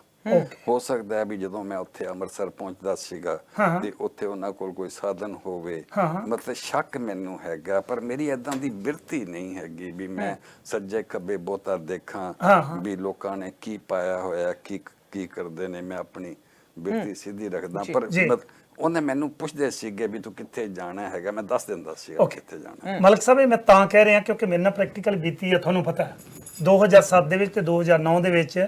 ਜਦੋਂ 2009 ਦੇ ਵਿੱਚ ਮੈਂ ਬੇਟੇ ਦਾ ਵਿਆਹ ਕਰਨ ਗਿਆ, ਮੈਂ ਆਪਣਾ ਕੇਸ ਕਲੀਅਰ ਕਰਾ ਕੇ ਹਾਈ ਕਮਿਸ਼ਨਰ ਤੋਂ ਬਕਾਇਦਾ ਲੈਟਰ ਲੈ ਕੇ ਆਈਬੀ ਨੂੰ, 에ਅਰਫੋਰਸ ਦੇ ਚੀਫ ਨੂੰ, ਮਿਨਿਸਟਰੀ ਆਫ ਹੋਮ ਨੂੰ, ਮਿਨਿਸਟਰੀ ਆਫ ਐਕਸਟਰਨਲ ਅਫੇਅਰ ਨੂੰ ਬਕਾਇਦਾ ਹਾਈ ਕਮਿਸ਼ਨਰ ਦਾ ਲੈਟਰ ਜਾਂਦਾ। ਮੈਨੂੰ ਦਿੱਲੀ ਫਿਰ ਵੀ ਰੋਕ ਲਿਆ ਜਾਂਦਾ ਹੈ। ਦਿੱਲੀ ਰੋਕਣ ਤੋਂ ਬਾਅਦ ਜਦੋਂ ਮੈਂ ਆਪਣੇ ਬੇਟੇ ਦੇ ਵਿਆਹ ਦੇ ਉੱਤੇ, ਮੈਂ ਪਟਿਆਲੇ ਰਹਿ ਰਿਹਾ ਸਾਂ, ਵਿਆਹ ਸਾਡਾ ਜਲੰਧਰ ਸੀ, ਜਲੰਧਰ ਵਾਸਤੇ ਵੀ ਕੋਰਟ ਵੱਲੋਂ ਮੈਨੂੰ ਪਰਮਿਸ਼ਨ ਲੈਣੀ ਪਈ। ਫੁਲਕਾ ਸਾਹਿਬ ਮੇਰੇ ਵਕੀਲ ਸਨ ਉਹਨਾਂ ਦਿਨਾਂ ਦੇ ਵਿੱਚ, ਬਕਾਇਦਾ 3 ਵਕੀਲਾਂ ਦੀ ਟੀਮ ਸੀ। ਮੈਨੂੰ 7 ਦਿਨ 에ਅਰਪੋਰਟ ਦੇ ਉਸ ਵੇਟਿੰਗ ਏਰੀਆ ਦੇ ਵਿੱਚ ਡਿਟੈਂਸ਼ਨ 'ਚ ਰੱਖਿਆ ਗਿਆ। ਪਰ ਮੈਨੂੰ ਪਤਾ ਹੈ ਕਿ ਜਦੋਂ ਮੈਂ ਘਰੇ ਜਾਣਾ, ਆਈਬੀ ਵਾਲੇ ਬਾਹਰ, ਪਿੰਡ ਮੈਂ ਜਾ ਨਹੀਂ ਸੀ ਸਕਦਾ। ਵਿਆਹ ਤੇ ਜਾਣਾ ਤੇ ਮੇਰੇ ਕੁੜਮਾਂ ਦੇ ਘਰੇ ਪਹਿਲਾਂ ਆਈਬੀ ਵਾਲਿਆਂ ਦੀ ਫੇਰੀ ਵੱਜਦੀ ਹੈ ਕਿ ਇੱਥੇ ਵਾਕਈ ਵਿਆਹ ਹੈ ਕੈਨੇਡਾ ਵਾਲਿਆਂ ਦਾ ਕੋਈ, ਕਿਉਂਕਿ ਮੈਂ ਤਾਂ ਕੋਈ ਇਹੋ ਜਿਹਾ ਸ਼ਖਸੀਅਤ ਨਹੀਂ ਸੀ, ਇੱਕ ਮੀਡੀਆ ਸ਼ਖਸੀਅਤ ਸੀ। ਨਾ ਮੇਰੇ ਤੇ ਜ਼ਿੰਦਗੀ ਦੇ ਵਿੱਚ ਕਦੇ FIR ਦਰਜ ਹੋਈ, ਨਾ ਮੇਰਾ ਝਗੜਾ, ਨਾ ਮੇਰਾ ਕਿਸੇ ਹੋਰ ਅੱਤਵਾਦ ਦੇ ਵਿੱਚ ਜਾਂ ਖਾਲਿਸਤਾਨ ਦੇ ਵਿੱਚ ਕੋਈ ਮੇਰਾ ਲਿੰਕ ਸੀ।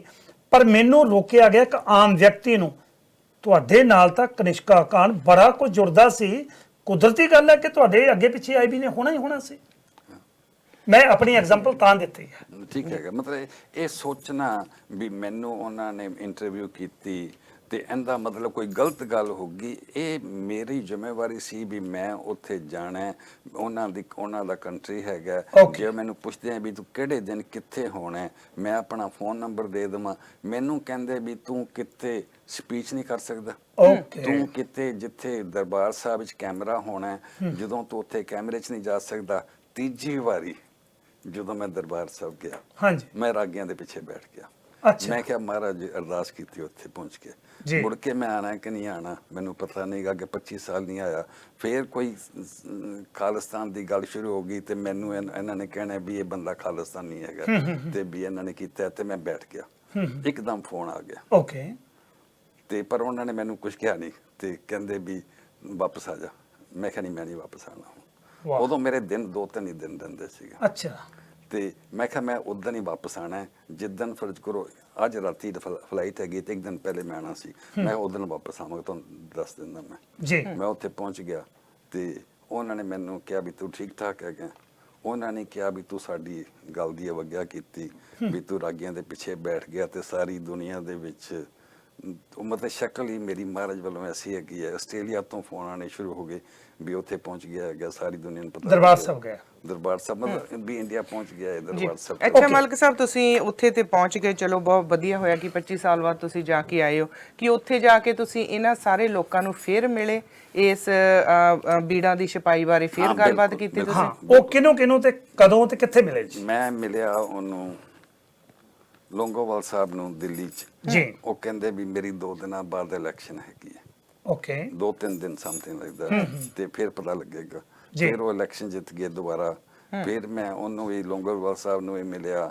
ਫਿਰ ਮਹਿਤਾ ਸਾਹਿਬ ਬਣ ਗਏ ਜਨਰਲ ਸੈਕਟਰੀ, ਮਹਿਤਾ ਸਾਹਿਬ ਨੂੰ ਵੀ ਮਿਲਿਆ। ਫਿਰ ਮੈਨੂੰ ਦੋਨਾਂ ਨੇ ਸੁਖਬੀਰ ਸਿੰਘ ਬਾਦਲ ਨੂੰ ਮਿਲਾਇਆ ਚੰਡੀਗੜ੍ਹ ਦੇ ਵਿੱਚ।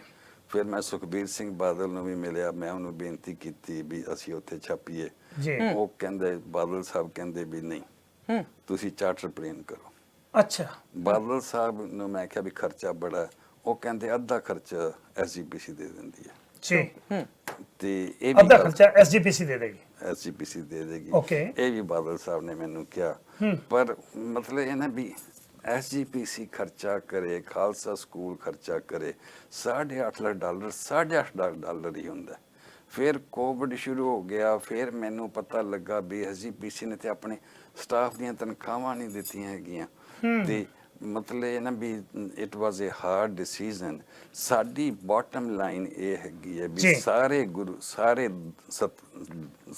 ਸਤਿਕਾਰਯੋਗ ਗੁਰੂ ਗ੍ਰੰਥ ਸਾਹਿਬ ਸਾਰੀ ਦੁਨੀਆ ਦੇ ਵਿੱਚ ਸਿੱਖ ਸੰਗਤਾਂ ਨੂੰ ਅਵੇਲੇਬਲ ਹੋਣੇ ਚਾਹੀਦੇ ਨੇ। SGPC ਦੀ ਜ਼ਿੰਮੇਵਾਰੀ ਬਣਦੀ ਹੈ। ਬਿਲਕੁਲ, ਅਸੀਂ ਨਹੀਂ ਕਹਿੰਦੇ ਵੀ ਅਸੀਂ ਛਾਪੀਏ, ਅਸੀਂ ਕਹਿੰਦੇ ਵੀ ਇੱਥੇ ਕੋਈ ਵੀ ਛਾਪੇ। ਵੈਨਕੂਵਰ ਦੇ ਵਿੱਚ, ਸਰੀ ਦੇ ਵਿੱਚ, ਕਿਤੇ ਟੋਰਾਂਟੋ ਛਾਪ ਲਏ, ਅਸੀਂ ਉਹਨਾਂ ਨੂੰ ਮਸ਼ੀਨ ਵੀ ਦੇ ਦਿੰਦੇ ਆ, ਅਸੀਂ ਉਹਨਾਂ ਨੂੰ ਫਾਈਨੈਂਸ਼ੀਅਲ ਹੈਲਪ ਵੀ ਕਰ ਦਿੰਦੇ ਆ ਵੀ ਗੁਰੂ ਗ੍ਰੰਥ ਸਾਹਿਬ ਅਵੇਲੇਬਲ ਹੋਣ ਸਾਰੀ ਦੁਨੀਆ ਦੇ ਵਿੱਚ। ਫਿਰ ਆਸਟ੍ਰੇਲੀਆ ਦੇ ਵਿੱਚ ਵੀ ਛਾਪਣ, ਯੂਰਪ ਵਿੱਚ ਵੀ ਛਾਪਣ, ਅਫਰੀਕਾ ਦੇ ਵਿੱਚ ਸ਼ਾਇਦ ਇੱਥੇ ਇੰਨੀ ਡਿਮਾਂਡ ਨਾ ਹੋਵੇ। ਅੱਛਾ ਮਲਕ ਸਾਹਿਬ, ਮੈਂ ਤੁਹਾਡੀ ਗੱਲ ਵਿੱਚੋਂ ਕੱਟਦੀ ਹਾਂ ਜੀ। ਹੁਣ ਤੁਹਾਨੂੰ ਸੁਖਬੀਰ ਬਾਦਲ ਹੋਣਾ ਨੇ ਮਨਾ ਕਰ ਦਿੱਤਾ ਸੀ ਕਿ ਨਹੀਂ, ਛਪਾਈ ਨਹੀਂ ਹੋ ਸਕਦੀ ਬਾਹਰ, ਪਰ ਫਿਰ ਵੀ ਆ ਕੇ ਤੁਸੀਂ ਬੀੜਾਂ ਦੀ ਇੱਥੇ ਛਪਾਈ ਕੀਤੀ। ਨਹੀਂ ਜੀ, ਇਹ ਮੇਰਾ ਇੱਕ ਛੋਟਾ ਜਿਹਾ ਸਵਾਲ ਆ। ਹੁਣ ਤੁਸੀਂ ਕਹਿੰਦੇ ਕਿ ਹਰ ਇੱਕ ਮੁਲਕ, ਹਰ ਇੱਕ ਸ਼ਹਿਰ ਦੇ ਵਿੱਚ ਬੀੜਾਂ ਦੀ ਛਪਾਈ ਹੋਣੀ ਚਾਹੀਦੀ ਆ, ਤੇ ਤੁਹਾਨੂੰ ਨਹੀਂ ਲੱਗਦਾ ਕਿਤੇ ਨਾ ਕਿਤੇ ਗਲਤ ਬੰਦੇ ਵੀ ਇਸ ਕੰਮ ਦਾ ਨਜਾਇਜ਼ ਫਾਇਦਾ ਚੱਕਣਗੇ? ਸਾਡੇ ਸ੍ਰੀ ਗੁਰੂ ਗ੍ਰੰਥ ਸਾਹਿਬ ਦੇ ਵਿੱਚ ਕੁਝ ਗਲਤ ਕੀਤਾ ਜਾਵੇਗਾ, ਬਾਣੀ ਦੇ ਨਾਲ ਛੇੜਛਾੜ ਕੀਤੀ ਜਾਵੇਗੀ, ਇਸ ਗੱਲ ਨੂੰ ਨਹੀਂ ਤੁਸੀਂ ਫਿਕਰਮੰਦ? ਬਿਲਕੁਲ, ਇਹ ਸੋਚਣਾ ਮਤਲਬ ਜਿਹੜਾ ਨਾ ਨੈਰੋ ਮਾਈਂਡਡਨੈਸ ਹੈਗੀ ਹੈ। SGPC ਦੀ ਜ਼ਿੰਮੇਵਾਰੀ ਹੈਗੀ ਹੈ ਕਿ ਉਹ ਜਾਣ, ਉਹ ਫਿਰ ਉੱਥੇ ਜਾ ਕੇ ਅਸੀਂ ਜਿਹੜੀ ਸਾਡੀ ਪ੍ਰਪੋਜ਼ਲ ਸੀ ਜਿਹੜੀ ਉਹ ਸੀਗੀ ਵੀ ਉਹ ਆ ਜਾਣ, ਅਸੀਂ ਗੁਰੂ ਗ੍ਰੰਥ ਸਾਹਿਬ ਛਾਪ ਲਾਂਗੇ, ਡਿਸਟ੍ਰੀਬਿਊਸ਼ਨ ਅਸੀਂ ਕਰਾਂਗੇ, ਫਿਰ ਉਹਨਾਂ ਦਾ ਬੰਦਾ ਵਾਪਸ ਚਲਾ ਜਾਵੇ। ਫਿਰ 2 ਸਾਲਾਂ ਬਾਅਦ ਉਹ ਆ ਜਾਵੇ, ਇੱਥੇ ਰਵੇ ਮਹੀਨਾ, ਅਸੀਂ ਉਹਨਾਂ ਨੂੰ ਰੱਖਾਂਗੇ ਤੇ ਅਸੀਂ ਫਿਰ ਛਾਪ ਲਾਂਗੇ। ਇਸ ਤਰ੍ਹਾਂ ਉਹ ਸਾਰੀ ਦੁਨੀਆ ਦੇ ਵਿੱਚ ਕਰ ਸਕਦੇ ਨੇ। ਇਹ ਸੋਚਣਾ, ਬਾਕੀ ਵੀ ਗ੍ਰੰਥ ਧਾਰਮਿਕ ਹੈਗੇ ਨੇ, ਕਿਸੇ 'ਚ ਮਿਲਾਵਟ ਨਹੀਂ ਹੁੰਦੀ, ਮਿਲਾਵਟ ਨਹੀਂ ਹੋਣੀ, ਇਹ ਸੋਚਣਾ ਹੀ ਨੈਰੋ ਮਾਈਂਡਡਨੈਸ ਹੈਗੀ ਹੈ। ਪਰ ਜੀ ਜਦੋਂ ਅਸੀਂ ਗੱਲ ਕਰਦੇ ਹੈਗੇ ਆ ਸ਼੍ਰੋਮਣੀ ਕਮੇਟੀ ਦੀ, ਤੇ ਯੂਬਾ ਸਿਟੀ ਦੇ ਵਿੱਚ ਦਿਦਾਰ ਸਿੰਘ ਬੇਂਸ ਹੋਣਾ ਨੇ ਵੀ ਇਹ ਹਿੰਮਤ ਕੀਤੀ ਸੀ, ਉੱਥੇ ਵੀ ਸੋਚਿਆ ਗਿਆ ਸੀ ਕਿ ਉੱਥੇ ਵੀ ਛਪਾਈ ਹੋਵੇਗੀ। ਤੁਸੀਂ ਵੀ ਇੰਨੀਆਂ ਜ਼ਿਆਦੀਆਂ ਕੋਸ਼ਿਸ਼ਾਂ ਕੀਤੀਆਂ, ਤੁਹਾਡਾ ਵੀ ਉਹ ਸਿਰੇ ਨਹੀਂ ਲੱਗਾ, ਤੇ ਫਿਰ ਤੁਸੀਂ ਆਪ ਹੀ ਉੱਥੋਂ, ਤੁਹਾਨੂੰ ਮਨਾ ਵੀ ਹੋ ਗਿਆ ਸੀ, ਤੁਸੀਂ ਆ ਕੇ ਇੱਥੇ ਛਪਾ ਵੀ ਲਈਆਂ ਬੀੜਾਂ। ਜੇ ਇਸੇ ਤਰ੍ਹਾਂ ਹੀ ਹਰ ਕੋਈ ਸੋਚੇ ਕਿ ਨਹੀਂ ਜੀ ਅਕਾਲ ਤਖਤ ਸਾਹਿਬ ਤੋਂ ਤਾਂ ਸਾਨੂੰ ਚਾਹੀਦਾ ਹੀ ਨਹੀਂ ਕੁਝ ਵੀ, ਉਹਨਾਂ ਨੇ ਕਿਹੜੀ ਹਾਂ ਕਰਨੀ ਆ, ਕੋਈ ਨਹੀਂ ਅਸੀਂ ਛਾਪ ਲੈਂਦੇ ਆ, ਤੁਸੀਂ ਇਸ ਗੱਲ ਦਾ ਨਹੀਂ ਚਿੰਤਾ ਕਰਦੇ? ਜਿਹੜਾ ਸਾਡਾ ਇਹ ਕਰਨਾ ਹੀ ਹੈ ਨਾ, ਇਹ ਕਰਨਾ ਹੀ ਐਸੇ ਵਾਸਤੇ ਸੀ ਵੀ ਉਹਨਾਂ ਨੂੰ ਦੱਸਣਾ ਵੀ ਤੁਸੀਂ ਰੀਜ਼ਨੇਬਲ ਨਹੀਂ ਹੈਗੇ। ਉਹ ਸਾਡਾ ਗੋਲ ਪੂਰਾ ਹੈਗਾ। We are not a loser. ਅਸੀਂ ਇੱਕ ਹਰ ਇੱਕ ਚੀਜ਼ ਦੀ ਕੋਈ ਕੁਰਬਾਨੀ ਦੇਣੀ ਹੁੰਦੀ ਹੈਗੀ ਹੈ, ਤੇ ਪੈਸੇ ਦੀ, ਕੋਈ 4 ਗਾਲਾਂ ਦੀ ਖਾਣ ਦੀ, ਤੇ ਉਸ ਗੋਲ ਪੂਰਾ ਹੋ ਜਾਂਦਾ ਹੈਗਾ। ਸਾਡਾ ਉਹ ਗੋਲ ਪੂਰਾ ਹੈਗਾ, ਸਾਨੂੰ ਕੋਈ ਰੰਜਿਸ਼ ਨਹੀਂ ਹੈਗਾ। ਤੁਹਾਨੂੰ ਕੋਈ ਰੰਜਿਸ਼ ਨਹੀਂ ਕਿ ਅਕਾਲ ਤਖਤ ਨੇ ਨਹੀਂ ਆਗਿਆ ਦਿੱਤੀ ਜਾਂ ਸ਼੍ਰੋਮਣੀ ਕਮੇਟੀ ਨੇ ਨਹੀਂ ਦਿੱਤੀ, ਪਰ ਤੁਸੀਂ ਛਾਪ ਦਿੱਤੀ? ਮਤਲਬ ਜਥੇਦਾਰ ਸਾਹਿਬ ਵੀ ਅੱਜ ਅਨਆਫੀਸ਼ੀਅਲੀ ਕਹਿ ਰਹੇ ਨੇ ਵੀ ਸਾਰੇ, ਉਹਨੇ ਆਫੀਸ਼ੀਅਲੀ ਕਹਿ ਰਹੇ ਜਥੇਦਾਰ ਸਾਹਿਬ, ਉਹਦੀ ਮੇਰੇ ਕੋਲ ਇੱਥੇ ਸੀਗੀ, ਬਿਲਕੁਲ ਹੈਗੀ ਹੈ, ਮੈਂ ਦੇਖੀ ਹੈ ਜੀ ਉਹ ਲੈਟਰ। ਜਥੇਦਾਰ ਸਾਹਿਬ ਨੇ ਆਫੀਸ਼ੀਅਲੀ ਕਿਹਾ ਹੈਗਾ ਵੀ ਮੈਨੂੰ ਲੱਗਦਾ ਹੈ ਵੀ ਅੱਜ ਜਾਂ ਮੇਰੇ ਮਰਨ ਤੋਂ ਬਾਅਦ ਜਾਂ 10 ਸਾਲਾਂ ਬਾਅਦ ਸਾਰੀ ਦੁਨੀਆ ਵਿੱਚ ਗੁਰੂ ਗ੍ਰੰਥ ਸਾਹਿਬ ਛਪਣਗੇ, ਛਪਣੇ ਚਾਹੀਦੇ ਨੇ, ਤੇ ਛਪਣੇ ਚਾਹੀਦੇ ਨੇ, ਛਪਣਗੇ। ਕੋਈ ਮਿਲਾਵਟ ਨਹੀਂ ਹੋਏਗੀ, ਕੋਈ ਗੜਬੜ ਨਹੀਂ ਹੋਏਗੀ, ਸਤਕਾਰ ਹੋ ਹੀ ਸਕਦਾ ਹੈਗਾ। ਲੋਕੀ ਸਮਝਦੇ ਨੇ ਆਈਡਲ ਵਰਸ਼ਿਪ ਵੀ ਗੁਰੂ ਗ੍ਰੰਥ ਸਾਹਿਬ ਜਾ ਕੇ ਮੱਥਾ ਟੇਕੋ, ਨਹੀਂ, ਗੁਰੂ ਗ੍ਰੰਥ ਸਾਹਿਬ ਹਰ ਇੱਕ ਦੇ ਘਰ ਹੋਣੇ ਚਾਹੀਦੇ ਨੇ, ਜਿਹੜਾ ਪ੍ਰਕਾਸ਼ ਕਰਨਾ ਚਾਹਵੇ ਉਹਦੇ ਕੋਲ ਅਵੇਲੇਬਲ ਹੋਣੇ ਚਾਹੀਦੇ ਨੇ। ਪਰ ਤੁਹਾਡੇ ਮਲਕ ਸਾਹਿਬ ਇੰਨੇ ਵੱਡੇ ਜਿਹੜੇ ਐਗਜ਼ੈਕਟਿਵ ਦੇ ਮੈਂਬਰ ਸਨ, ਸੈਕਟਰੀ ਸਨ, ਪ੍ਰਧਾਨ ਸਨ, ਉਹਨਾਂ ਨਾਲ ਬੜੇ ਵਧੀਆ ਲਿੰਕ ਸਨ, ਤੁਸੀਂ ਇਹ ਉਪਰਾਲਾ ਕਿਉਂ ਨਾ ਕੀਤਾ ਕਿ 1998 ਵਾਲਾ ਜਿਹੜਾ ਹੁਕਮਨਾਮਾ ਹੈ ਉਹਨੂੰ ਤੁਸੀਂ ਬਾਈਪਾਸ ਕਰਕੇ ਨਵਾਂ ਹੁਕਮਨਾਮਾ ਜਾਰੀ ਕਰੋ, ਤਾਂ ਜੋ ਆਉਣ ਵਾਲੀ ਨੈਕਸਟ ਜਨਰੇਸ਼ਨ ਦੇ ਲਈ ਕੰਮ ਸੌਖਾ ਹੋ ਸਕੇ? ਇਹ ਕਦੇ ਯਤਨ ਨਹੀਂ ਕੀਤਾ? ਮੈਂ ਤਾਂ ਅਸੀਂ 25 ਸਾਲਾਂ ਬਾਅਦ ਗਏ ਸੀਗੇ ਉੱਥੇ, ਤੇ ਦਰਬਾਰ ਸਾਹਿਬ ਜਾਣ ਦਾ ਬੜਾ ਚਾਅ ਸੀਗਾ, ਹੋਰ ਥਾਵਾਂ ਤੇ ਉੱਥੇ ਜਾਣ ਦਾ ਬੜਾ ਚਾਅ ਸੀਗਾ। 2 ਮੇਰੇ ਸਾਲਿਆਂ ਦੀ ਡੈਥ ਹੋ ਚੁੱਕੀ ਸੀ ਮੇਰੀ ਐਬਸੈਂਸ 'ਚ, ਕਈਆਂ ਦੀ ਡੈਥ ਹੋ ਚੁੱਕੀ ਸੀ, ਮਾਮਿਆਂ ਦੀ ਹੋ ਚੁੱਕੀ ਸੀ, ਮਤਲਬ ਹੋਰ ਇਸ ਤਰ੍ਹਾਂ ਦੇ ਚੱਕਰ ਸੀਗੇ। ਪਰ ਸਾਰੇ ਗੁਰਦੁਆਰਿਆਂ ਦੇ ਦਰਸ਼ਨ ਕਰਨੇ ਸੀਗੇ। ਪਰ ਅਸੀਂ ਸੋਚਦੇ ਸੀਗੇ ਵੀ SGPC ਠੀਕ ਹੈਗਾ। ਲੌਂਗੋਵਾਲ ਸਾਹਿਬ ਰੀਜ਼ਨੇਬਲ ਗੱਲਾਂ ਕਰਦੇ ਸੀਗੇ।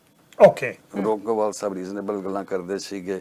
ਲੌਂਗੋਵਾਲ ਸਾਹਿਬ ਸਿਆਣੇ ਨੇ, ਉਹ ਚੇਂਜਸ ਆ ਜਾਣੀਆਂ ਨੇ। ਮਤਲਬ ਸੁਖਬੀਰ ਸਿੰਘ ਬਾਦਲ ਹੋਰ ਤਰ੍ਹਾਂ ਸੋਚਦਾ ਹੈਗਾ, ਉਹਨੇ ਵੀ ਬਦਲ ਜਾਣਾ ਹੈ। I am very positive that what we did it had a good result. So ਤੁਹਾਨੂੰ ਪੂਰੀ ਉਮੀਦ ਹੈ, ਉਹ ਉਮੀਦ ਹੈ ਕਿ ਆਉਣ ਵਾਲੇ ਸਮੇਂ 'ਚ ਤੁਹਾਡੇ ਵੱਲੋਂ ਜਿਹੜੀ ਇਹ ਕਾਰਵਾਈ ਕੀਤੀ ਹੈ, ਇਹਦੇ ਨਾਲ ਉਹ ਸੁਚੇਤ ਹੋਣਗੇ, ਉਹ ਜਾਗਣਗੇ ਕਿ ਸਾਨੂੰ ਸਿੱਖਾਂ ਨੂੰ ਇੱਥੇ ਸ੍ਰੀ ਗੁਰੂ ਗ੍ਰੰਥ ਸਾਹਿਬ ਮਹਾਰਾਜ ਜੀ ਦੇ ਛਾਪਣ ਦੀ ਲੋੜ ਹੈ। ਹੁਣ ਅੱਗੇ ਸਵਾਲ ਆਉਂਦਾ ਹੈ, ਮੈਨੂੰ ਯਾਦ ਹੈ 2014 ਦੇ ਵਿੱਚ ਜਦੋਂ ਇਹ ਸਾਰੇ ਐਗਜ਼ੈਕਟਿਵ ਦੇ ਮੈਂਬਰ ਤੁਹਾਡੇ ਕੋਲ ਆਉਂਦੇ ਆ, ਉਹਨਾਂ ਦਿਨਾਂ ਦੇ ਵਿੱਚ ਬੀੜਾਂ ਛਾਪਣ ਦੀ ਮਨਜ਼ੂਰੀ ਲੈਣ ਦੇ ਲਈ ਸਾਡੇ BC ਦੇ ਵਿੱਚ BCC ਕੌਂਸਲ ਬਣੀ ਹੋਈ ਹੈ। 8 ਗੁਰਦੁਆਰੇ ਨੇ, 8 ਗੁਰਦੁਆਰੇ ਤੁਹਾਨੂੰ ਲਿਖ ਕੇ ਦਿੰਦੇ ਨੇ ਰਾਈਟਿੰਗ ਦੇ ਵਿੱਚ ਕਿ ਮਲਿਕ ਸਾਹਿਬ ਗੁਰੂ ਗ੍ਰੰਥ ਸਾਹਿਬ ਮਹਾਰਾਜ ਜੀ ਦੇ ਪਾਵਨ ਪਵਿੱਤਰ ਸਰੂਪ ਤੁਸੀਂ ਛਾਪੋ, ਅਸੀਂ ਤੁਹਾਡੇ ਨਾਲ ਖੜੇ ਹਾਂ। ਸ਼੍ਰੋਮਣੀ ਕਮੇਟੀ ਨੂੰ ਵੀ ਕਿਹਾ, ਤੇ ਜਿਸ ਦਿਨ ਡਿਨਰ ਹੋਇਆ ਸੀ ਖਾਲਸਾ ਸਕੂਲ ਨਿਊਟਨ ਦੇ ਵਿੱਚ, ਮੈਂ ਉੱਥੇ ਮੌਜੂਦ ਸਾਂ, ਮੈਨੂੰ ਯਾਦ ਹੈ ਕਿਉਂਕਿ ਬੜੀ ਹਾਸੇ ਵਾਲੀ ਗੱਲ ਹੈ, ਤੁਸੀਂ ਉਦੋਂ ਵੈਜੀਟੇਰੀਅਨ ਸੋਇਆ ਦੀਆਂ ਚਾਂਪਾਂ ਤੇ ਚਿਕਨ ਲੈਗਸ ਵਾਂਗ ਸੋਇਆ ਤਿਆਰ ਕੀਤਾ ਸੀ। ਇੱਕ ਸਿੰਘ ਸਾਹਿਬ ਮੇਰੇ ਕੋਲ ਜਥੇਦਾਰ ਜੀ ਬੈਠੇ ਪੰਜਾਂ ਪਿਆਰਿਆਂ ਦੇ ਵਿੱਚੋਂ, ਮੈਨੂੰ ਕਹਿੰਦੇ ਮਲਕ ਸਾਹਿਬ ਨੇ ਆਗਿਆ ਕਰਤੀ। ਮੈਂ ਕਾਹਦੀ? ਤੇ ਉਹ ਸਰਵਰ ਆ ਰਿਹਾ ਸੀ, ਮੈਂ ਉਹਨੂੰ ਕਿਹਾ, ਮੈਂ ਕਿਹਾ ਯਾਰ 2 ਚਿਕਨ ਲੈਗ ਇੱਧਰ ਲਿਆ। ਮੇਰੇ ਵੱਲ ਦੇਖ ਕੇ ਹੱਸਣ ਲੱਗ ਪਿਆ, ਕਹਿੰਦਾ ਕੁਲਦੀਪ ਸਿੰਘ ਇਹ ਕੀ ਹੋ ਰਿਹਾ ਗੁਰਦੁਆਰੇ ਦੇ, ਤੁਸੀਂ ਸਵੇਰੇ ਗੱਲ ਕਰੋਗੇ? ਮੈਂ ਕਿਹਾ ਜੀ ਹਾਂ। ਮੈਂ ਕਿਹਾ ਮੈਨੂੰ ਖਾ ਲੈਣ ਦੇ, ਬਾਅਦ ਚ ਗੱਲ ਕਰੂੰਗਾ। ਮੈਨੂੰ ਚੇਤੇ ਹੈ ਉਹ ਲੋਕ ਚਾਂਪਾਂ ਖਾ ਕੇ ਉਦੋਂ ਯੈਸ ਕਰਕੇ ਗਏ, ਤੁਹਾਨੂੰ ਹਾਜ਼ਰੀਆਂ ਦੇ ਵਿੱਚ ਜ਼ਿਕਰ ਕੀਤਾ, ਚਿੱਠੀਆਂ ਦਿੱਤੀਆਂ, ਉਹੀ 8 ਸੰਸਥਾਵਾਂ ਰਿਪਦਮਨ ਸਿੰਘ ਮਲਕ ਦੇ ਅਗੇਂਸਟ ਹੋ ਜਾਂਦੀ ਨੇ। ਕਾਰਨ ਕੀ ਹੈ? ਮਤਲਬ ਵਿਚਾਰੇ ਕਿਨ ਆਪਣਾ ਹੋਰਾਂ ਤਰ੍ਹਾਂ ਸੋਚਣੀ ਵੱਖਰੀ ਹੈ ਨਾ, ਸਾਡੀ ਸੋਚਣੀ ਵੱਖਰੀ ਹੈ, ਉਹਨਾਂ ਦੀ ਸੋਚਣੀ ਵੱਖਰੀ ਹੈਗੀ। ਉਹ ਆਪਣੀ ਸੋਚਣੀ ਦੇ ਮਾਲਕ ਨੇ, ਉਹ ਚਾਹੁੰਦੇ ਨੇ ਹੋਰ ਤਰ੍ਹਾਂ ਗੁਰੂ ਗ੍ਰੰਥ ਸਾਹਿਬ ਦਾ ਸਤਿਕਾਰ, ਅਸੀਂ ਹੋਰ ਤਰ੍ਹਾਂ ਚਾਹੁੰਦੇ ਹਾਂ। ਅਸੀਂ ਕਹਿੰਦੇ ਹਾਂ ਵੀ ਪਾਠ ਕਰਨਾ ਹੀ ਗੁਰੂ ਗ੍ਰੰਥ ਸਾਹਿਬ ਦਾ ਸਤਿਕਾਰ ਹੈਗਾ ਜੀ, ਤੇ ਵੀ ਸਵੇਰੇ ਸ਼ਾਮ ਬੰਦਾ ਹੁਕਮਨਾਮਾ ਲਵੇ, ਥੋੜੀ ਬਹੁਤ ਕੋਸ਼ਿਸ਼ ਕਰੇ ਉਹਦੇ ਤੇ ਚੱਲਣ ਦੀ, ਬੜਾ ਕਠਿਨ ਹੈਗਾ। ਉਹਨਾਂ ਦੀ ਹੋਰ ਤਰ੍ਹਾਂ ਸੋਚਣੀ ਹੈਗੀ ਹੈ ਵੀ ਗੁਰਦੁਆਰਾ ਚਲਾਓ ਤੇ ਉੱਥੇ ਕੀਰਤਨ ਸੁਣਾਓ। ਉਹ ਵੀ ਅਸੀਂ ਗੁਰਦੁਆਰੇ ਜਾਂਦੇ ਹੈਗੇ, ਬੜੀ ਚੰਗੀ ਗੱਲ ਹੈ, ਸੋਚਣ ਦਾ ਫਰਕ ਹੈਗਾ। ਓਕੇ, ਹੁਣ ਅੱਗੇ ਸਵਾਲ ਇਹ ਪੈਦਾ ਹੁੰਦਾ ਹੈ, 24 ਅਗਸਤ ਨੂੰ ਇੱਥੇ 23 ਅਗਸਤ ਸੀ, 23 ਅਗਸਤ ਦੀ ਸ਼ਾਮ ਨੂੰ BCC ਕਾਉਂਸਲ ਦੀ ਇੱਕ ਮੀਟਿੰਗ ਹੁੰਦੀ ਹੈ। ਮੀਟਿੰਗ ਦੇ ਵਿੱਚ ਇਹ ਫੈਸਲਾ ਹੁੰਦਾ ਹੈ ਕਿ ਕੱਲ ਸਵੇਰੇ ਅਸੀਂ ਖਾਲਸਾ ਸਕੂਲ ਦੇ ਅੱਗੇ ਧਰਨਾ ਦੇਣਾ ਹੈ। ਲੈਟਰ ਰਿਲੀਜ਼ ਹੁੰਦਾ ਹੈ ਤੁਹਾਡੇ ਵੱਲੋਂ, ਇੱਧਰੋਂ ਹੁੰਦਾ ਹੈ ਕਿ ਮੈਨੂੰ ਮੈਂ ਇੱਕ ਲੈਟਰ ਉਸ ਤੋਂ ਪਹਿਲਾਂ ਤੁਸੀਂ ਰਿਲੀਜ਼ ਕਰਦੇ ਹੋ ਕਿ ਮੇਰੇ ਕੋਲ ਕੋਈ ਵੀ ਗੁਰੂ ਗ੍ਰੰਥ ਸਾਹਿਬ ਮਹਾਰਾਜ ਜੀ ਦੇ ਸਰੂਪ ਜਿਹੜੀ ਸੰਸਥਾ ਛਾਪਣਾ ਚਾਹੁੰਦੀ ਹੈ, ਮਸ਼ੀਨਾਂ ਲੈ ਜਾਣ, ਕਾਗਜ਼ ਲੈ ਜਾਣ, ਮੈਂ ਸਾਰਾ ਕੁਝ ਦੇਣ ਨੂੰ ਤਿਆਰ ਹਾਂ, ਪਰ ਬੀੜਾਂ ਛਾਪੋ।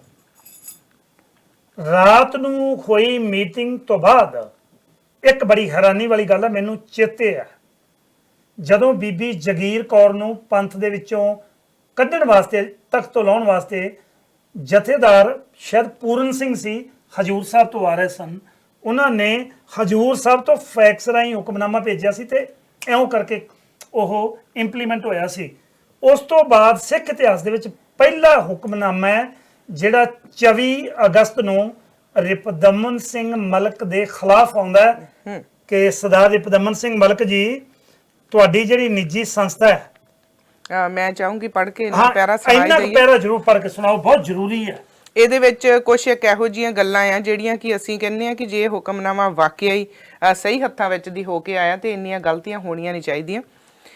ਇਹ ਹੈ ਕਿ ਸੰਗਤਾਂ ਵੱਲੋਂ ਪੁੱਜੀਆਂ ਸ਼ਿਕਾਇਤਾਂ ਹਨ ਕਿ ਰਿਪਦਮਨ ਸਿੰਘ ਮਲਕ ਅਤੇ ਬਲਵੰਤ ਸਿੰਘ ਪੰਧੇਰ ਨੇ ਸਰੀ BC ਕੈਨੇਡਾ ਵਿੱਚ ਆਪਣੇ ਨਿੱਜੀ ਸੰਸਥਾ ਸਥਾਨ ਸਤਨਾਮ ਰਿਲੀਜੀਅਸ ਸੁਸਾਇਟੀ, ਉਹਨਾਂ ਨੂੰ ਇਹ ਨਹੀਂ ਪਤਾ ਵੀ ਰਿਲੀਜੀਅਸ ਦੀ ਪੰਜਾਬੀ ਕੀ ਹੁੰਦੀ ਹੈ, ਅਕਾਲ ਤਖਤ ਦੇ ਜਥੇਦਾਰ ਰਿਲੀਜੀਅਸ ਸੁਸਾਇਟੀ ਬਣਾ ਕੇ ਸ਼੍ਰੀ ਅਕਾਲ ਤਖਤ ਸਾਹਿਬ ਵੱਲੋਂ ਮਿਤੀ 9/5/1998 ਨੂੰ ਹੋਏ ਹੁਕਮਨਾਮੇ ਦੀ ਉਲੰਘਣਾ ਕੀਤੀ ਹੈ, ਜਿਸ ਵਿੱਚ ਸਪਸ਼ਟ ਲਿਖਿਆ ਕਿ ਸ਼੍ਰੋਮਣੀ ਗੁਰਦੁਆਰਾ ਪ੍ਰਬੰਧਕ ਕਮੇਟੀ ਤੋਂ ਬਿਨਾਂ ਸ਼੍ਰੀ ਗੁਰੂ ਗ੍ਰੰਥ ਸਾਹਿਬ ਜੀ ਦੀ ਛਪਾਈ ਹੋਰ ਕੋਈ ਨਹੀਂ ਕਰ ਸਕਦਾ। ਇਹਨਾਂ ਦੇ ਬਿਨਾਂ ਆਗਿਆ ਤੋਂ ਸ਼੍ਰੀ ਗੁਰੂ ਗ੍ਰੰਥ ਸਾਹਿਬ ਜੀ ਦੇ ਸਰੂਪਾਂ ਦੀ ਛਪਾਈ ਕੀਤੀ ਹੈ, ਜਿਸ ਸੰਬੰਧੀ ਸ਼੍ਰੀ ਅਕਾਲ ਤਖਤ ਸਾਹਿਬ ਵਿਖੇ 5 ਸਿੰਘ ਸਾਹਿਬਾਨ ਦੀ ਇਕੱਤਰਤਾ ਵਿੱਚ ਵਿਚਾਰ ਕਰਨ ਉਪਰੰਤ ਫੈਸਲਾ ਹੋਇਆ ਕਿ ਕੈਨੇਡਾ ਨਿਵਾਸੀ ਰੁਪਦਮਨ ਸਿੰਘ ਮਲਕ, ਇੱਥੇ ਕੀ ਇਹਨਾਂ ਨੇ ਇਹਨਾਂ ਦਾ ਨਾਮ ਵੀ ਗਲਤ ਲਿਖਿਆ ਹੋਇਆ, ਅਤੇ ਬਲਵੰਤ ਸਿੰਘ ਪੰਧੇੜ ਨੂੰ ਆਦੇਸ਼ ਕੀਤਾ ਜਾਂਦਾ ਕਿ ਇਸ ਸੰਬੰਧੀ ਆਪਣਾ ਸਪਸ਼ਟੀਕਰਨ 1 ਮਹੀਨੇ ਦੇ ਅੰਦਰ ਅੰਦਰ ਸ਼੍ਰੀ ਅਕਾਲ ਤਖਤ ਸਾਹਿਬ ਵਿਖੇ ਭੇਜਣ। ਇਸ ਤੋਂ ਇਲਾਵਾ ਇਹ ਵੀ ਆਦੇਸ਼ ਕੀਤਾ ਜਾਂਦਾ ਕਿ ਇਹਨਾਂ ਵੱਲੋਂ ਹੁਣ 30 ਤਿਆਰ ਕੀਤੇ ਗਏ ਪਾਵਨ ਸਰੂਪਾਂ ਸਮੇਤ ਛਾਪਾਖਾਨਾ ਮਸ਼ੀਨਰੀ ਸਿੱਖ ਸੰਗਤਾਂ ਦੀ ਭਾਵਨਾਵਾਂ ਅਨੁਸਾਰ ਗੁਰਦੁਆਰਾ ਸ਼੍ਰੀ ਗੁਰੂ ਨਾਨਕ ਸਿੱਖ ਗੁਰਦੁਆਰਾ ਸੁਸਾਇਟੀ ਡੈਲਟਾ ਸਰੀ BC ਵਿਖੇ ਕੈਨੇਡਾ ਵਿਖੇ ਮੋਹਤਬਾਰ ਸਿੱਖਾਂ ਦੀ ਹਾਜ਼ਰੀ ਵਿੱਚ ਸੁਭਾਈਮਾਨ ਕੀਤੇ ਜਾਣ ਤੇ ਗੁਰਦੁਆਰਾ ਸਾਹਿਬ ਦੇ ਪ੍ਰਬੰਧਕਾਂ ਨੂੰ ਵੀ ਆਦੇਸ਼ ਕੀਤਾ ਜਾਂਦਾ ਕਿ ਇਹਨਾਂ ਵੱਲੋਂ ਤਿਆਰ ਕੀਤੇ ਗਏ ਪਾਵਨ ਸਰੂਪਾਂ ਦੀ ਸੂਝਵਾਨ ਗ੍ਰੰਥੀ ਸਿੰਘਾਂ ਪਾਸੋਂ ਦਰਸ਼ਨ ਵਿਚਾਰ ਕਰਕੇ ਅੱਖਰਾਂ ਤਤਕਰੇ ਤੋਂ ਰਾਗ ਮਾਲਾ ਤੀਕ ਦੀ ਵਾਧ ਘਾਟ ਹੋਣ ਜਾਂ ਨਾ ਹੋਣ ਬਾਰੇ ਮਿਲਾਨ ਕਰਵਾ ਕੇ ਰਿਪੋਰਟ 6 ਮਹੀਨੇ ਦੇ ਅੰਦਰ ਅੰਦਰ ਸ਼੍ਰੀ ਅਕਾਲ ਤਖਤ ਸਾਹਿਬ ਵਿਖੇ ਭੇਜੀ ਜਾਵੇ। ਇਹਦੇ ਵਿੱਚ ਜਿਹੜੀ ਸਭ ਤੋਂ ਵੱਡੀ ਚੀਜ਼ ਦੇਖਣ ਵਾਲੀ ਇਹ ਹੈ, ਏਡਾ ਕਿੱਡਾ ਖੁਰਦੰਗ ਮਚ ਗਿਆ ਸੀ ਕਿ ਰਾਤ ਨੂੰ ਮੀਟਿੰਗ ਹੁੰਦੀ ਹੈ। ਇਹ ਜਿਹੜਾ 2 4 6 8 10 12 ਲਾਈਨਾਂ ਦਾ ਹੁਕਮਨਾਮਾ ਹੈ, ਇਹ ਅਕਾਲ ਤਖਤ ਸਾਹਿਬ ਤੋਂ ਟਾਈਪ ਨਹੀਂ ਹੋਇਆ। ਕਿਉਂਕਿ ਤੁਹਾਡੀ ਇੱਕ ਗੱਲ ਮੈਂ ਵਿੱਚੇ ਟੋਕਦੀ ਹਾਂ ਜੀ, ਮੇਰੇ ਕੋਲ ਜਿਹੜਾ ਇੱਕ ਹੁਕਮਨਾਮਾ ਜਿਹੜਾ ਅਕਾਲ ਤਖਤ ਸਾਹਿਬ ਦੀ ਚਿੱਠੀ ਆ, ਉੱਤੇ ਪੂਰੀਆਂ ਸਟੈਂਪਾਂ ਲੱਗੀਆਂ, ਲਿਖਿਆ ਹੋਇਆ ਵੀ ਅਕਾਲ ਤਖਤ ਸਾਹਿਬ। ਆ ਥੋੜਾ ਜਿਹਾ ਕੈਮਰਾ ਪਲੀਜ਼ ਜੇ ਨੇੜੇ ਕਰੇ, ਤੇ ਇਹਦੇ ਵਿੱਚ ਜਿਹੜੀ ਅਕਾਲ ਤਖਤ ਸਾਹਿਬ ਦੀ ਚਿੱਠੀ ਹੈ 24 ਅਗਸਤ ਦੀ ਅਕਾਲ ਤਖਤ ਸਾਹਿਬ ਤੋਂ ਚਿੱਠੀ ਜਾਰੀ ਹੋ ਰਹੀ ਹੈ। ਨਾ ਇੱਥੇ ਕੋਈ ਤਰੀਕ ਹੈ ਤੇ ਨਾ ਹੀ ਇਹਦਾ ਕੋਈ ਨੰਬਰ ਪਾਇਆ ਹੋਇਆ। ਇਹਦਾ ਮਤਲਬ ਹੈ ਕਿ ਜਿਹੜਾ ਕੁਝ ਅਕਾਲ ਤਖਤ ਦੇ ਉੱਤੇ ਕੰਮ ਹੋ ਰਿਹਾ, ਅਕਾਲ ਤਖਤ ਡਾਇਰੈਕਟਲੀ ਨਹੀਂ ਕਰ ਰਿਹਾ। ਉਹਨਾਂ ਨੂੰ ਆਦੇਸ਼ ਪ੍ਰੋਫੈਸਰ ਦਰਸ਼ਨ ਸਿੰਘ ਖਾਲਸਾ ਨੂੰ ਪੰਨ ਦੇ ਵਿੱਚੋਂ ਛੇਕਣ ਵਾਸਤੇ ਆਦੇਸ਼ ਨਿਊਯਾਰਕ ਤੋਂ ਗਏ ਸਨ। ਮੈਂ ਉਹਦਾ ਪ੍ਰੂਫ ਦੇ ਸਕਦਾ ਅੱਜ ਵੀ, ਕਿਉਂਕਿ ਇੱਕ ਵੈਬਸਾਈਟ ਦੇ ਉੱਤੇ ਬਗੈਰ ਦਸਤਾਂ ਤੋਂ ਇਸੇ ਤਰ੍ਹਾਂ ਉਹ ਹੁਕਮਨਾਮਾ ਪਹਿਲਾਂ ਚੜ ਗਿਆ ਸੀ ਤੇ ਦੂਜੇ ਦਿਨ ਦਸਤਖਤ ਹੋ ਕੇ ਆਉਂਦਾ। ਇਹਦੇ ਥੱਲੇ ਕੁਲਦੀਪ ਸਿੰਘ ਜੀ, ਇਹਦੇ ਥੱਲੇ ਰਗਬੀਰ ਸਿੰਘ ਜਥੇਦਾਰ ਤਖਤ ਸ਼੍ਰੀ ਕੇਸਗੜ੍ਹ ਸਾਹਿਬ ਦੇ ਸਾਈਨ ਹੋਏ ਆ, ਸ਼੍ਰੀ ਅਨੰਦਪੁਰ ਸਾਹਿਬ ਰੋਪੜ, ਹਰਪ੍ਰੀਤ ਸਿੰਘ ਜਥੇਦਾਰ ਸ਼੍ਰੀ ਅਕਾਲ ਤਖਤ ਸਾਹਿਬ ਸ਼੍ਰੀ ਅੰਮ੍ਰਿਤਸਰ, ਜਥੇਦਾਰ ਤਖਤ ਸ਼੍ਰੀ ਦਮਦਮਾ ਸਾਹਿਬ, ਦਲਬਾਗ ਸਿੰਘ ਪੰਜ ਪਿਆਰੇ ਸ਼੍ਰੀ ਅਕਾਲ ਤਖਤ ਸਾਹਿਬ ਸ਼੍ਰੀ ਅੰਮ੍ਰਿਤਸਰ, ਰਣਜੀਤ ਸਿੰਘ ਜਥੇਦਾਰ ਤਖਤ ਸ਼੍ਰੀ ਹਰਮੰਦਰ ਜੀ ਪਟਨਾ ਸਾਹਿਬ ਬਿਹਾਰ, ਤੇ ਗੁਰਮਿੰਦਰ ਸਿੰਘ ਗ੍ਰੰਥੀ ਸੱਚਖੰਡ ਸ਼੍ਰੀ ਹਰਮੰਦਰ ਸਾਹਿਬ ਸ਼੍ਰੀ ਦਰਬਾਰ ਸਾਹਿਬ ਸ਼੍ਰੀ ਅੰਮ੍ਰਿਤਸਰ। ਇਹਦੇ ਤੇ ਸਾਈਨ ਹੋਏ ਆ, ਨਾਂ ਛਪੇ ਆ। ਅਕਾਲ ਤਖਤ ਸਾਹਿਬ ਦਾ ਇਹੋ ਜਿਹੜਾ ਨੋਟ ਪੈਡ ਆ, ਜਿਹੜਾ ਉੱਥੇ ਦਾ ਲੈਟਰ ਹੈਡ ਆ, ਪਰ ਕੋਈ ਤਰੀਕ ਨਹੀਂ, ਕੋਈ ਨੰਬਰ ਨਹੀਂ, ਕੋਈ ਆਦੇਸ਼ ਨਹੀਂ, ਮਿਤੀ ਨਹੀਂ, ਕੁਝ ਨਹੀਂ। ਦਰਸ਼ਕਾਂ ਲਈ ਇਹ ਜ਼ਰੂਰੀ ਹੈ ਕਿ ਜਦੋਂ ਕੋਈ ਵੀ ਅਦਾਲਤ ਨੂੰ ਚਿੱਠੀ ਜਾਂਦੀ ਹੈ, ਕੋਰਟ ਦੇ ਵਿੱਚੋਂ ਚਿੱਠੀ ਜਾਂਦੀ ਹੈ, ਅਕਾਲ ਤਖਤ ਸਾਹਿਬ ਤੋਂ ਚਿੱਠੀ ਜਾਂਦੀ ਹੈ, ਸ਼੍ਰੋਮਣੀ ਕਮੇਟੀ ਤੋਂ ਚਿੱਠੀ ਜਾਂਦੀ ਹੈ, ਬਕਾਇਦਾ ਉਹਦਾ ਸੀਰੀਅਲ ਨੰਬਰ ਲੱਗਦਾ ਹੈ, ਉੱਤੇ ਤਰੀਕ ਲਿਖੀ ਜਾਂਦੀ ਹੈ। ਪਰ ਜਿਹੜੀ ਅਖਬਾਰਾਂ ਦੇ ਵਿੱਚ ਆਉਂਦਾ ਹੈ ਉਹਦੇ ਵਿੱਚ 24 ਅਗਸਤ ਹੈ ਅਕਾਲ ਤਖਤ ਸਾਹਿਬ ਦੀ ਚਿੱਠੀ ਦੇ ਵਿੱਚ। ਇਹਦਾ ਮਤਲਬ ਇਹ ਹੋਇਆ ਕਿ ਜਿਵੇਂ ਪ੍ਰੋਫੈਸਰ ਦਰਸ਼ਨ ਸਿੰਘ ਉਹਨਾਂ ਨੂੰ ਪੰਚੋ ਛੇਕਣ ਵਾਸਤੇ ਨਿਊਯਾਰਕ ਤੋਂ ਜਿਹੜਾ ਹੁਕਮਨਾਮਾ ਤਿਆਰ ਹੁੰਦਾ ਹੈ, ਇਸੇ ਤਰ੍ਹਾਂ ਇਹ ਸਰੀ ਦੇ ਵਿੱਚੋਂ ਤਿਆਰ ਹੋਇਆ ਲੱਗਦਾ। ਤੇ 12 ਘੰਟਿਆਂ ਦੇ ਵਿੱਚ ਐਡੀ ਕਿਹੜੀ ਵੱਡੀ ਸ਼ਖਸੀਅਤ ਬੈਠੀ ਹੈ ਜਿਹੜੀ 12 ਘੰਟਿਆਂ ਦੇ ਵਿੱਚ ਹੁਕਮਨਾਮਾ ਜਾਰੀ ਕਰ ਦਿੰਦੀ ਹੈ ਕਿ ਕੱਲ ਸਵੇਰ ਤੱਕ ਤੁਸੀਂ ਜਿਹੜੀਆਂ ਬੀੜਾਂ ਨੇ ਤੇ ਮਸ਼ੀਨਰੀ ਆ ਸਾਰੀਆਂ ਫਲਾਣੀ ਸੰਸਥਾ ਨੂੰ ਭੇਜ ਦਿਓ। ਕਿਹੜੀ ਇਹੋ ਜਿਹੀ ਸੰਸਥਾ ਬੈਠੀ ਹੈ? ਕਿਉਂਕਿ ਅਕਾਲ ਤਖਤ ਦੇ ਉੱਤੇ ਇਹ 'ਚ ਕੋਈ ਸ਼ੱਕ ਵਾਲੀ ਗੱਲ ਨਹੀਂ, ਹਰਨਾਮ ਸਿੰਘ ਧੁੰਮਾ ਦਾ ਹੁਕਮ ਚੱਲਦਾ ਹੈ। ਤੇ ਹਰਨਾਮ ਸਿੰਘ ਧੁੰਮਾ ਦਮਦਮੀ ਟਕਸਾਲ ਦੇ ਜਿਹੜੇ ਇਸ ਵੇਲੇ ਮੁਖੀ ਨੇ, ਬੜਾ ਵੱਡਾ ਗਰੁੱਪ ਹੈ ਇੱਥੇ। ਉਹ ਮਲਕ ਨੂੰ ਕਿਉਂ ਨਹੀਂ ਚਾਹ ਰਿਹਾ? ਮਲਕ ਨੇ ਖਾਲਸਾ ਸਕੂਲ ਚਲਾਇਆ, ਮਲਕ ਨੇ ਖਾਲਸਾ ਕ੍ਰੈਡਿਟ ਯੂਨੀਅਨ ਚਲਾਈ ਹੈ, ਮਲਕ ਨੇ ਬਹੁਤ ਕੰਮ ਕੀਤੇ ਆ। ਉਦੋਂ ਮਲਕ ਨਗਰ ਕੀਰਤਨ ਦੇ ਵਿੱਚ ਸਭ ਤੋਂ ਅੱਗੇ ਆਪਣੇ ਬੱਚਿਆਂ ਨੂੰ ਲੈ ਕੇ ਆਉਂਦਾ। ਅੱਜ ਗੁਰੂ ਗ੍ਰੰਥ ਸਾਹਿਬ ਦੀ ਛਪਾਈ ਵੇਲੇ ਕਿਉਂਕਿ ਅਵਗਿਆ ਕਰ ਦਿੱਤੀ ਤੁਸੀਂ ਬਹੁਤ ਵੱਡੀ। ਕੀ ਕਾਰਨ ਹੈ?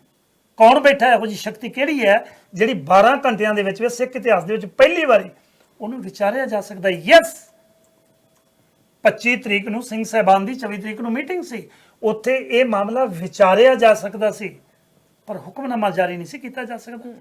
We were not on the agenda. ਕਿਵੇਂ ਹੋ ਗਿਆ ਫਿਰ ਇਹ? ਕੁਝ ਕਹੋਗੇ ਇਹਦੇ ਬਾਬਤ? ਕੁਝ ਸ਼ਬਦ ਹੈ?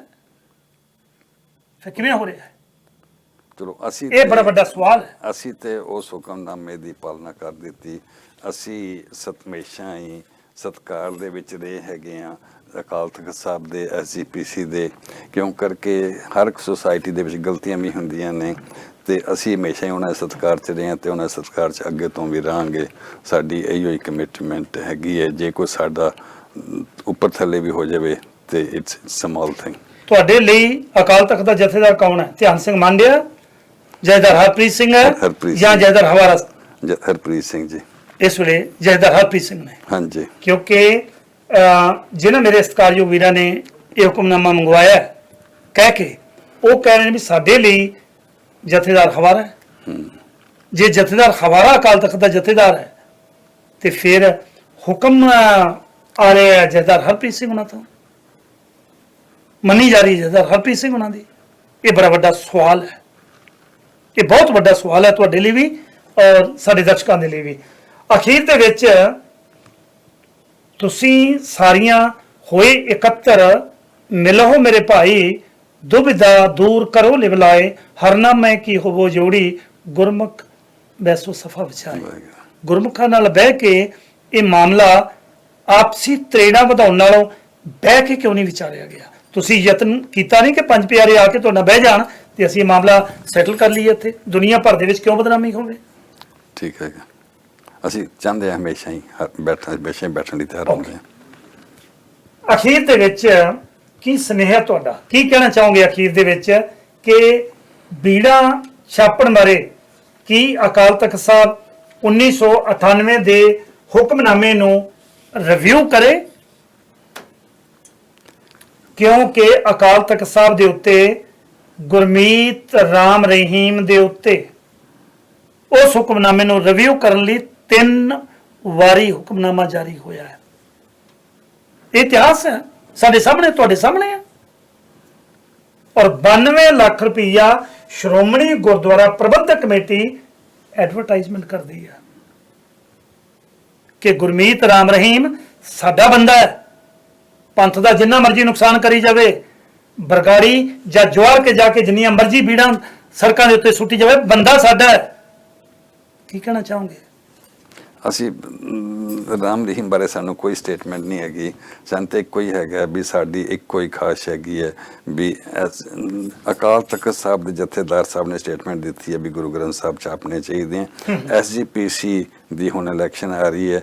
ਅਸੀਂ ਕਹਿੰਦੇ ਸੀ ਇਲੈਕਸ਼ਨ ਤੋਂ ਪਹਿਲੇ ਹੀ ਜੇ ਕੰਮ ਹੋ ਜਾਵੇ ਨਾ, ਉਹ ਸੋਚਣ ਸੁਖਬੀਰ ਸਿੰਘ ਜੀ ਬਾਦਲ ਸਾਹਿਬ ਵੀ ਕਿਸ ਤਰ੍ਹਾਂ ਉਹਨਾਂ ਨੇ ਸਾਰੀ ਦੁਨੀਆ ਦੇ ਵਿੱਚ ਪ੍ਰਚਾਰ ਕਰਨਾ ਹੈਗਾ ਤੇ SGPC ਦੀ ਜ਼ਿੰਮੇਵਾਰੀ ਬਣਦੀ ਹੈ। ਹੁਣ ਉਹਨਾਂ ਦੇ ਅਗਲੇ ਮਹੀਨੇ ਫਿਰ ਇਲੈਕਸ਼ਨ ਆ ਜਾਣੀ ਹੈਗੀ ਹੈ ਤੇ ਵੀ ਉਸ ਤੋਂ ਪਹਿਲੇ ਉਹ ਇਲੈਕਸ਼ਨ ਤੋਂ ਬਾਅਦ ਸਹੀ ਵੀ ਸਾਰੀ ਦੁਨੀਆ ਦੇ ਵਿੱਚ ਉਹ ਲੱਭਣ ਗੁਰਦੁਆਰੇ। ਇੱਥੇ ਕੋਈ ਗੁਰਦੁਆਰਾ ਛਾਪੇ ਅਸੀਂ ਉਹਨਾਂ ਨੂੰ ਆਪਣੀ ਮਸ਼ੀਨ ਦੇ ਦਾਂਗੇ, ਉਹਨਾਂ ਨੂੰ ਫਾਈਨੈਂਸ਼ੀਅਲ ਹੈਲਪ ਕਰ ਦਾਂਗੇ। ਸਾਡੀ ਕੋਈ ਖਾਸ਼ ਹੈਗੀ ਹੈ ਵੀ ਸ੍ਰੀ ਗੁਰੂ ਗ੍ਰੰਥ ਸਾਹਿਬ ਹਰ ਸਿੱਖ ਜਿਹੜਾ ਚਾਹਵੇ ਉਹਨੂੰ ਅਵੇਲੇਬਲ ਹੋਵੇ। ਰਪਦਮਨ ਸਿੰਘ ਜੀ, ਬਹੁਤ ਵਧੀਆ ਤੁਸੀਂ ਮੇਰੇ ਸਵਾਲ ਦਾ ਪਹਿਲਾਂ ਹੀ ਜਵਾਬ ਦੇ ਦਿੱਤਾ। ਮੈਂ ਤੁਹਾਨੂੰ ਇਹੀ ਪੁੱਛਣਾ ਚਾਹੁੰਦੀ ਸੀ, ਜੇ ਕੋਈ ਹੋਰ ਗੁਰਦੁਆਰਾ ਸਾਹਿਬ ਛਪਾਈ ਕਰਨੀ ਚਾਹਵੇ ਤੇ ਤੁਹਾਨੂੰ ਕੋਈ ਇਤਰਾਜ਼ ਨਹੀਂ, ਪਰ ਇਸ ਦੇ ਨਾਲ ਇੱਕ ਹੋਰ ਸਵਾਲ ਹੈ। ਜਦੋਂ ਇਹ ਸਾਰਾ ਸਿਲਸਿਲਾ ਸ਼ੁਰੂ ਹੋਇਆ ਸੀ, ਇਹ ਗੱਲ ਲੋਕਾਂ ਦੇ ਸਾਹਮਣੇ ਆਈ ਸੀ ਕਿ ਬੀੜਾਂ ਦੀ ਛਪਾਈ ਹੋ ਰਹੀ ਆ, ਸੋ ਕਾਫੀ ਸਾਰੀਆਂ ਮੀਟਿੰਗਸ ਦਾ ਜ਼ਿਕਰ ਕੀਤਾ ਗਿਆ, ਸੋਸ਼ਲ ਮੀਡੀਆ ਵੀ ਉੱਥੇ ਪਹੁੰਚਿਆ, ਸਾਰਾ ਮੀਡੀਆ ਵੀ ਪਹੁੰਚਿਆ ਹੋਇਆ ਸੀ ਬਲਵੰਤ ਸਿੰਘ ਪੰਧੇਰ ਹੋਣਾ ਦੇ ਸਥਾਨ ਵਿਖੇ, ਜਿੱਥੋਂ ਬੀੜਾਂ ਦੀ ਖਾਲਸਾ ਸਕੂਲ ਵਿਖੋ, ਜਿੱਥੋਂ ਉੱਥੋਂ ਲੈ ਕੇ ਗਏ ਉਹਨਾਂ ਨੂੰ ਗੁਰਦੁਆਰਾ ਸਾਹਿਬ ਵਿਖੇ। ਸੋ ਕਿਹਾ ਜਾ ਰਿਹਾ ਸੀ ਕਿ ਪਹਿਲਾਂ 23 ਬੀੜਾਂ ਆ, ਫਿਰ ਉਹਨਾਂ ਦੀ ਗਿਣਤੀ ਵੱਧਦੀ ਗਈ ਤੇ ਐਂਡ ਤੱਕ ਸਾਨੂੰ ਪਤਾ ਲੱਗਾ ਕਿ 72 ਬੀੜਾਂ ਸੀ, 72 ਸੀ। ਸੋ ਤੁਸੀਂ ਪਲੀਜ਼ ਜੇ ਥੋੜਾ ਜਿਹਾ ਜ਼ਿਕਰ ਕਰ ਦਿਓ ਕਿ ਕਿੰਨੀਆਂ ਟੋਟਲ ਬੀੜਾਂ ਦੀ ਛਪਾਈ ਹੋਈ ਸੀ। ਤੇ ਮੇਰੇ ਖਿਆਲ ਸ਼ਾਇਦ ਤੁਸੀਂ ਕਿਹਾ ਸੀ ਕਿ 2 ਬੀੜਾਂ ਦਾ ਸੰਸਕਾਰ ਵੀ ਕੀਤਾ ਗਿਆ ਸੀ ਖਾਲਸਾ ਸੈਂਟਰ ਦੇ ਵਿੱਚ।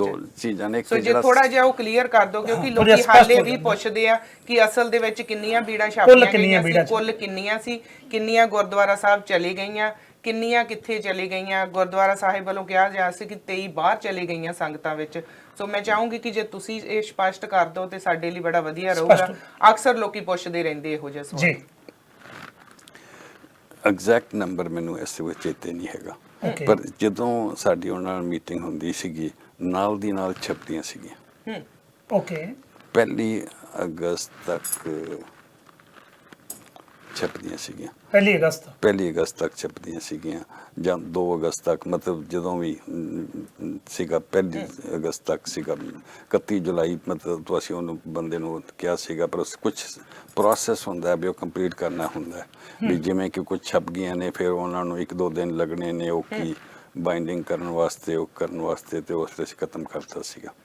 ਇਹ ਚੇਂਜ ਛਪਦੀਆਂ ਰਹੀਆਂ, ਨੰਬਰ ਚੇਂਜ ਹੁੰਦੇ ਰਹੇ, ਕਿਉਂ ਕਰਕੇ ਰੋਜ਼ ਉਦੋਂ ਛਪਦੀਆਂ ਸੀਗੀਆਂ। ਅਸੀਂ ਇੱਕੋ ਹੀ ਹੈਗਾ ਵੀ ਜਦੋਂ ਫਿਰ ਅਸੀਂ ਹੋਇਆ, ਫਿਰ ਅਸੀਂ ਸਾਰੇ ਪਾਸੇ ਫਿਰ ਅਸੀਂ ਕਿਤੇ ਰੱਖਦੇ ਸੀਗੇ, ਕਿਉਂ ਕਰਕੇ ਪ੍ਰੋਪਰ ਅਸੀਂ ਕਿਤੇ ਛਪਦੀਆਂ ਹੋਰ ਸੀਗੀਆਂ, ਸਕੂਲੇ ਆਉਂਦੀਆਂ ਸੀਗੀਆਂ, ਅਸੀਂ ਉਦੋਂ ਪੂਰਾ ਫਿਰ ਆਈ ਜਾਂਦੀਆਂ ਸੀਗੀਆਂ ਤੇ ਪੂਰਾ ਸਾਡੇ ਕੋਲ ਰਿਕਾਰਡ ਨਹੀਂ ਸੀ। ਫਿਰ ਅਸੀਂ ਪੂਰਾ ਰਿਕਾਰਡ ਆਖਰ ਤੇ ਲੱਭਿਆ, ਫਿਰ ਅਸੀਂ ਲੱਭ ਕੇ ਸਾਡੇ ਕੋਲ ਚਿੱਠੀ ਵੀ ਹੈਗੀ ਆ, ਉਹ ਚਿੱਠੀ ਇਸ ਵਕਤ ਮੇਰੇ ਕੋਲ ਨਹੀਂ ਹੈਗੀ, ਅਸੀਂ ਦੇ ਦਿੱਤੀ ਉਹਨਾਂ ਨੂੰ, ਅੱਜ ਤੁਹਾਨੂੰ ਭੇਜ ਦਾਂਗੇ ਲੱਭ ਕੇ।